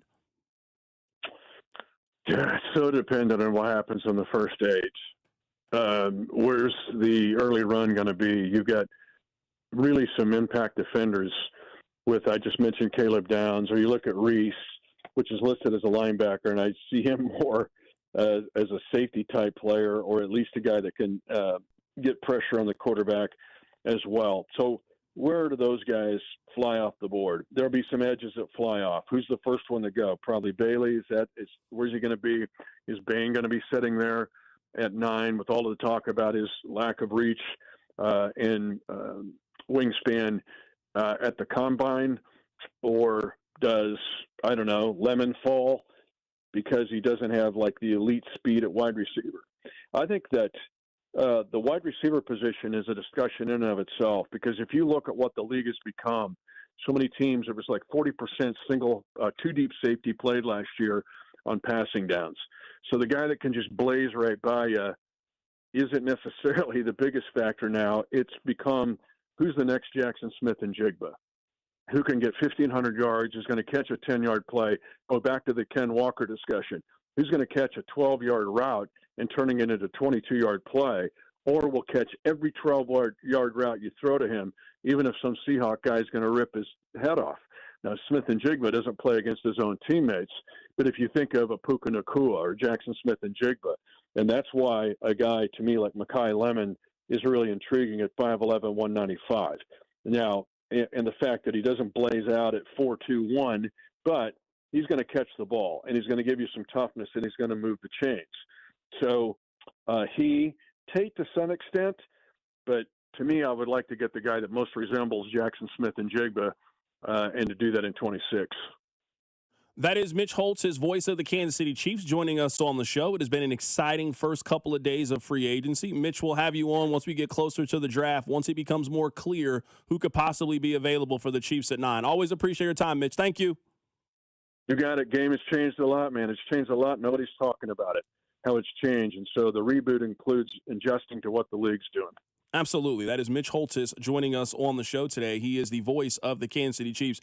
If you missed it, it is now official. Kyler Murray, he is the newest member of the Minnesota Vikings. I misread it a little bit. Let me clear it up. His new deal is for the veteran minimum. He is going to make $36.8 million from Arizona. So he's going to make $37 million this year. He cannot be traded. He cannot be franchise tagged at the end of the year. This is a true one-year deal. He comes in there. Maybe he ends up signing a long-term extension with Minnesota. Maybe it doesn't work in Minnesota and he goes somewhere else. But Minnesota has now told us they are not believing in J.J. McCarthy. They go out and they sign Kyler Murray to a one-year deal. Coming up on the other side, let's talk about Missouri that finds themselves on the bubble. Let's also talk about Miami of Ohio, who joins them on the bubble. Keep it right here. It's The Drive.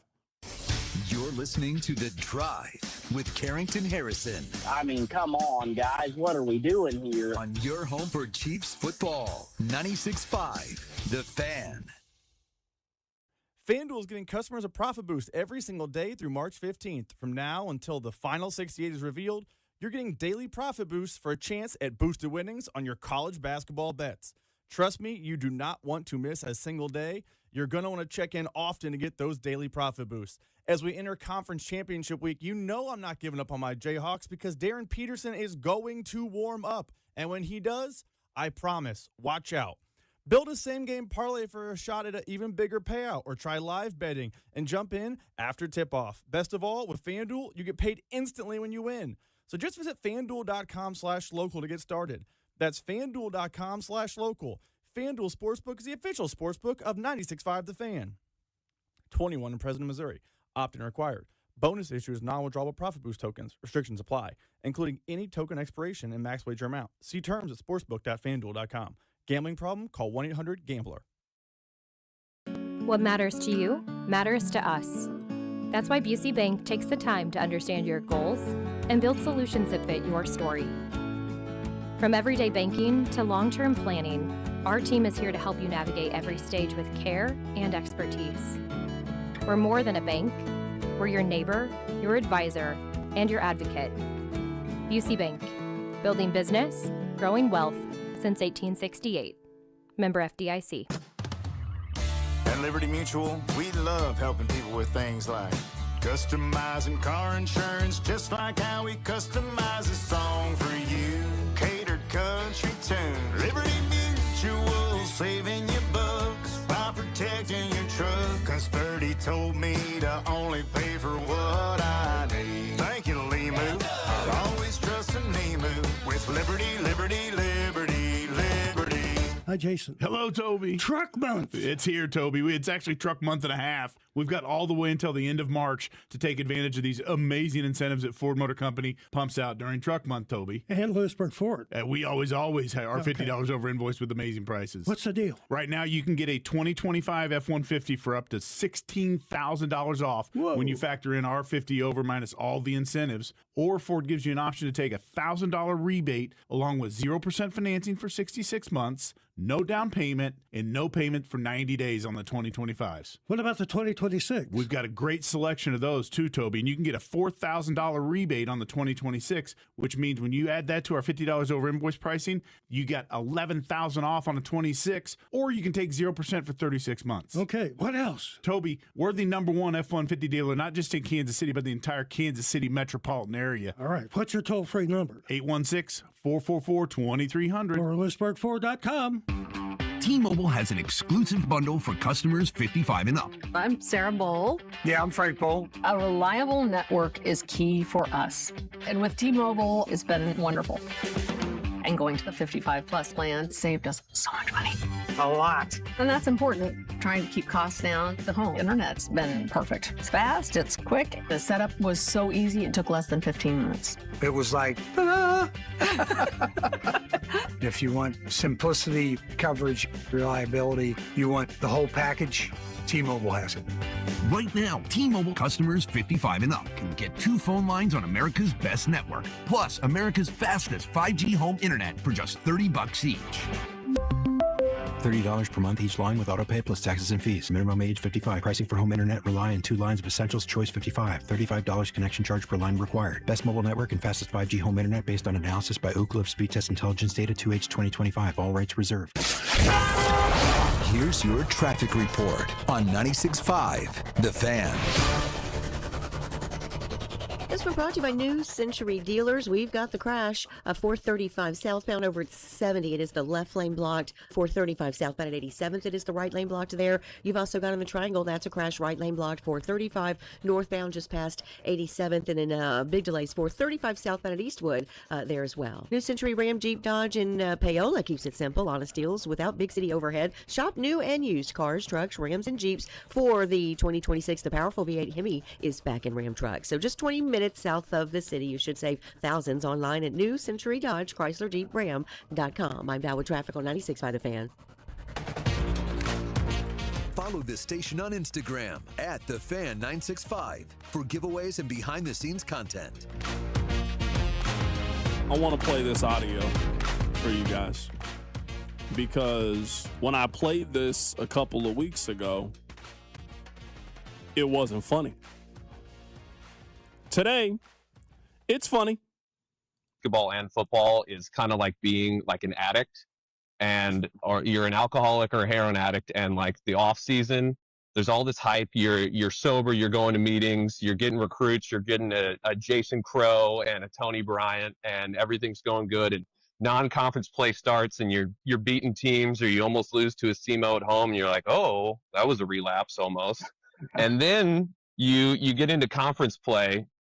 And it's like showing up to a meeting and your sponsor's there and they're holding the needle and they're saying, take this. And that sponsor is Dennis Gates and Eli Drinkwitz. And you fall for it every time. And then the rest of the season's just an up and down bender that you can't escape. So for anybody that's not a Mizzou fan, that's what it's like rooting for the same team. And then the cycle repeats every year. That's the best way I can put it into terms that people would understand. I fell for it with Mizzou. I remember. I was here when it happened. Missouri had a home game against Vanderbilt. Missouri beat Vanderbilt. Missouri went on the road and I thought competed very, very fine on the road at Arkansas. It was a tie ball game with 4 minutes left. On the road, you know what? I'm not mad to lose at Arkansas. That's going to happen from time to time. Missouri came back to the crib, beat Tennessee. Missouri went on the road, smoked Mississippi State, smoked them. Missouri at that point is 20-9. They are 10-6. And if they can just go 1-1 in their final 2 games, they would have been the 4 seed in the SEC tournament. They lay a complete egg on the road against Oklahoma. I don't even know why they showed up in Oklahoma. They lose in overtime to Arkansas. They lost today to Kentucky. Rob, did you know that Missouri, in the month of March, in the last 3 years, they have won 1 game? You know that? In the entire month, in 2024, in 2025, in 2026, Rob, they have 1 win in the month of March. It was a neutral site game against Mississippi State in the SEC tournament. Why didn't you stop me when I was rambling about Missouri a couple of weeks ago? Hold on. I tried. I really tried. They went down to Starkville, and you were talking like, this could be a 9 seed. Watch out. And I said, you got to stop. You got to calm down. And you accused me of being a KU hater that just doesn't want to see you prosper. And I said, Mississippi State stinks. Settle down. You did not settle down. I mean, they're going to make the tournament, but I even pointed out that Mississippi State lost to K-State. That didn't stop you. I mean, you're right. I'm not here to dispute truth. I'm not here to dispute facts. You're right. That absolutely happened. Here we are. Missouri is limping once again into the NCAA tournament, the same way they did last year. Missouri lost 4 of their last 5 in the regular season. They got smoked out of the SEC tournament. They got beat by double digits of Drake in the NCAA tournament. That was the only win that Drake had in 2025. I was there. I remember. Now, fast forward, they're 0-3 in March, and they're going to be an 11 seed in the NCAA tournament. This is what I've signed myself up for. This is how I spend my free time. This is where I find happiness. I'm not so happy. I ain't so peaceful. Let's talk about something else. Let's talk about Missouri of Ohio, or Miami of Ohio, because that's who I've decided to pour my energy into. I've decided to pour my energy into Miami of Ohio. The people been hating on Miami of Ohio, and I don't like that. I don't like it. I will not support it. And if I'm going to have any joy on Selection Sunday, it's going to be Miami of Ohio making the NCAA tournament, because they should be. Because people like Bruce Pearl have been hating on Miami of Ohio and telling me that they need to win their conference tournament in order to secure their spot in the NCAA tournament when they went undefeated in the regular season. Miami, Ohio, here's the deal. Are we going to select the 68 most deserving teams, or are we going to select the 68 best teams? If we're selecting the 68 best teams, then Miami, Ohio is going to have to win their tournament to qualify as a champion. Because as an at-large, they are not one of the best teams in the country. And that's going to be a difficult choice for the committee to make. Stop it. I'm serious. Stop it. They should be in the NCAA tournament. If you go 31-0 in a Division I conference, I don't care what conference you're in. If you're playing D1 basketball and you go undefeated in the regular season, that should weigh more to me than the 3 games you needed to win at the end of the season in order to make the NCAA tournament. This is why these smaller leagues are doing these goofy brackets, because they have to weigh it so much for the teams that are in that win the regular season. This is why the Sun Belt Conference bracket looks the way that it looks. Because of this. Because if you win 31 consecutive games in the regular season, one tough night in March in the conference tournament should not void the 31 wins that you had. I'm pulling for them. I want them to make the NCAA tournament. I am happy that Joe Lunardi is on the same page, and right now he has Miami of Ohio in the NCAA tournament. I think we knew all along that it would come down to this. Auburn and Miami of Ohio in discussion for an at-large bid. Miami's loss bumps the Tigers, at least for now, to the top of the first four out. But Auburn can play its way back in with a win over Tennessee. But the team they're going to have to bump won't be Miami. I think they're safe. It's going to be SMU, Texas, or VCU. So a lot to play for as the SEC tournament continues. Please do not put Miami of Ohio in Dayton. They don't have to play their way into the NCAA tournament. They have earned a regular at-large bid. Now, what you do with that at-large bid is then on you. We put you in the NCAA tournament. You're a 10 seed. Go win your game and prove. I got no issues with that. But that's a fundamental principle of sports. You do what you're supposed to do at the smaller level, and then eventually we give you a chance to showcase it in front of everybody and prove whether or not you were worth all of this. That's all I want for Miami of Ohio. That's all I want. I want Miami of Ohio, a team that we haven't seen a whole lot of, you went undefeated. Let's see what you look like up against a 7 seed or a 6 seed, and let's see how you fare. So I'm pushing for them. I think that is now the story of Selection Sunday. The 1 seeds, yeah, sure. We'll always get excited. Who's the 5-12 matchup? I mean, these are standard every year conversations. What is the committee going to do with Miami of Ohio? And they don't have enough quad 2 wins or quad 3 wins. I don't even know what a quad 3 win is. No one can explain it. We just use these terms in sports. No one can explain what it is or what you need to do and how. It doesn't make any sense. All I know is if you win 31 consecutive games in the regular season, you deserve an opportunity to compete in the postseason, especially. How many at-large bids is it, Rob? 37? There are not 37 teams more deserving of a chance than Miami of Ohio. There's not 37 of them. Please put them in the NCAA tournament. Keep it right here, it's The Drive.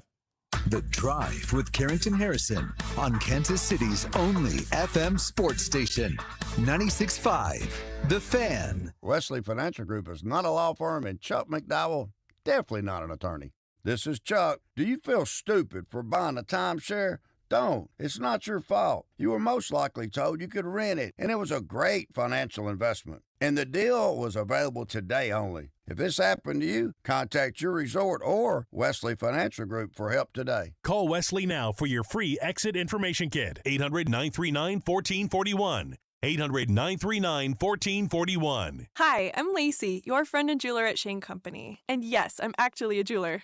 I bring dream engagement rings to life every day in our jeweler workshop. When I hand set your diamond into your ring, I think about creating a piece you'll wear for a lifetime.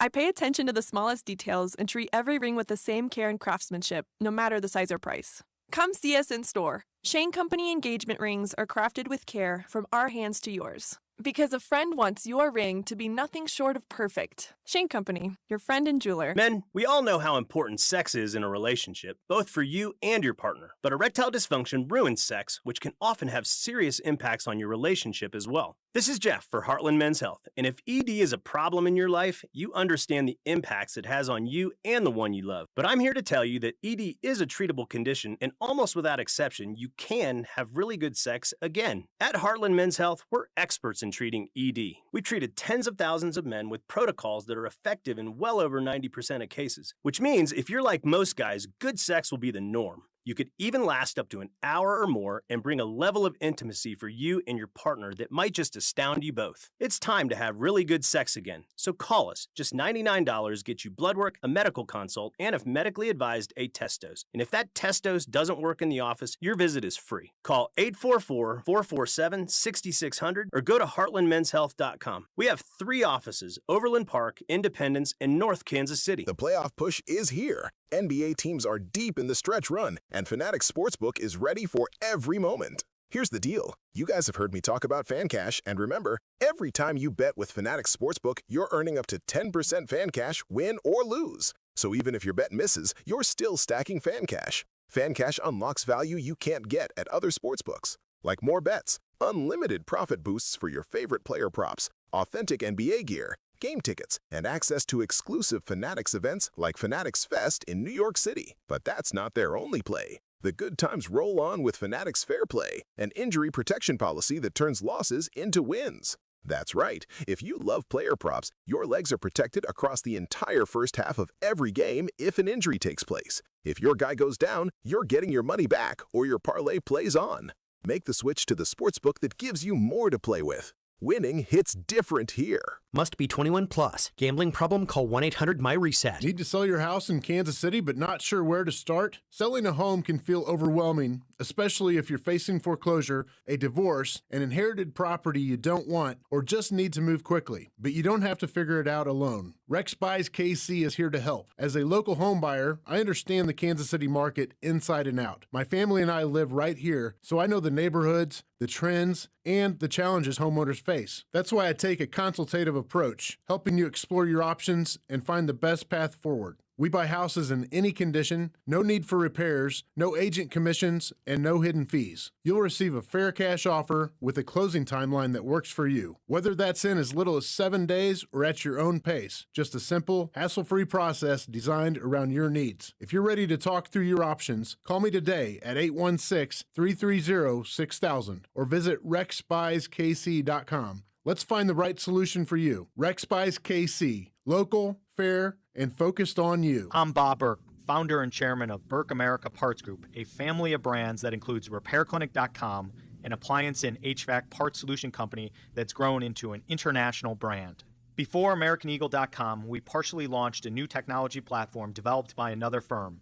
American Eagle helped take our technology to a whole new level with digital marketing, software development, and business insights into our key markets, appliances, HVAC, and outdoor power equipment, and did so both on time and on budget. AmericanEagle.com has the resources, experience, and talent needed to produce solutions. Our new technology platform, developed by AmericanEagle.com, has produced tremendous results with higher traffic, conversion, engagement, and online revenue.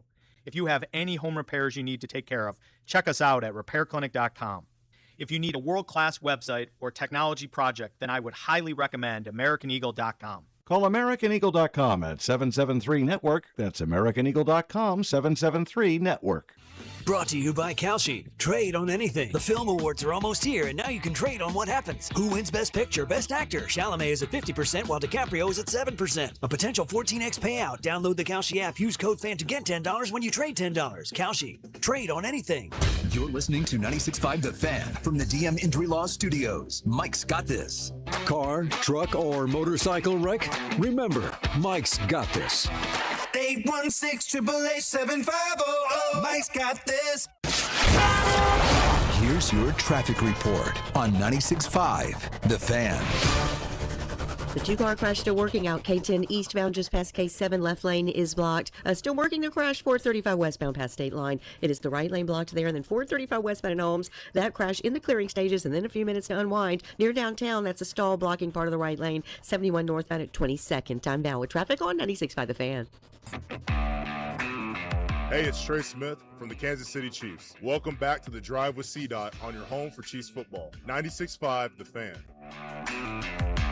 I feel like a good way to wrap up today's show is to talk about the Chiefs' newest signing. Kader Kohou is his name. He plays nickel corner, slot corner. He was in Miami. He is now in Kansas City. We had a guest on earlier today to learn a little bit more about him. Not going to pretend like I knew a whole lot about Kader Kohou, the Miami Dolphins slot corner who didn't play in 2025. That's why we go to the source and we learn more about him. Here's Brendan Tobin in Miami. He says that Kohou did a little bit of everything down in the MIA. He's a great Swiss Army knife for the secondary. He's kind of been through the ringer of everything in his career. And I mean, he really had to get it out of the mud. I mean, this guy went to Texas A&M Commerce. He was, not the regular Texas A&M. So, I mean, he really had to earn everything that he got with his time with the Miami Dolphins. And the thing that's funny about it is, the Dolphins used a lot of draft equity in defensive back while he was here. They drafted Cam Smith a couple of years back, who barely could sniff the field. And Kader you couldn't take him off. So it kind of went from like a bit player to more and more important throughout his career. That was Brendan Tobin talking about Kader Kohou. I looked up the numbers earlier today. 64% of his snaps back in 2024, he played in the slot. So I think we know what this is. At least now, let's see what happens with the draft. Let's see what else they do. You got Noel Williams and you got Christian Fulton to play on the outside. Kohou is primarily going to play on the inside and be your slot corner. And by all reasons, this is a good signing. Now, it's always if the guy gets healthy. There's a reason why he was available. There's a reason why you got him on a one-year deal at this position at his age. But that's just where we are now in free agency. Sure, there's a handful of free agents that you've seen and that you know. Those guys are still available. But for the most part, it's going to be a lot of guys like this that end up getting signed. It's going to be a lot of guys, especially in Kansas City. It's going to be a lot of depth pieces. It's going to be a lot of Kohou. He was a good player a couple of years ago, but he got an injury. The Chiefs like him, think he fits their system and their scheme, and you can get him now on a one-year contract. So I like this move. I don't think there's any reason to love this move at this point, but I think this is a solid move, and this is a very low-risk, potentially high-reward kind of move. You're not paying him any money, and if it doesn't work, then it doesn't work. But if he can get back to the player he was in 2022, 2023, and 2024, then you have a very, very quality signing at a very, very cheap price. We asked Brendan Tobin to give this a letter grade. Here's what he said.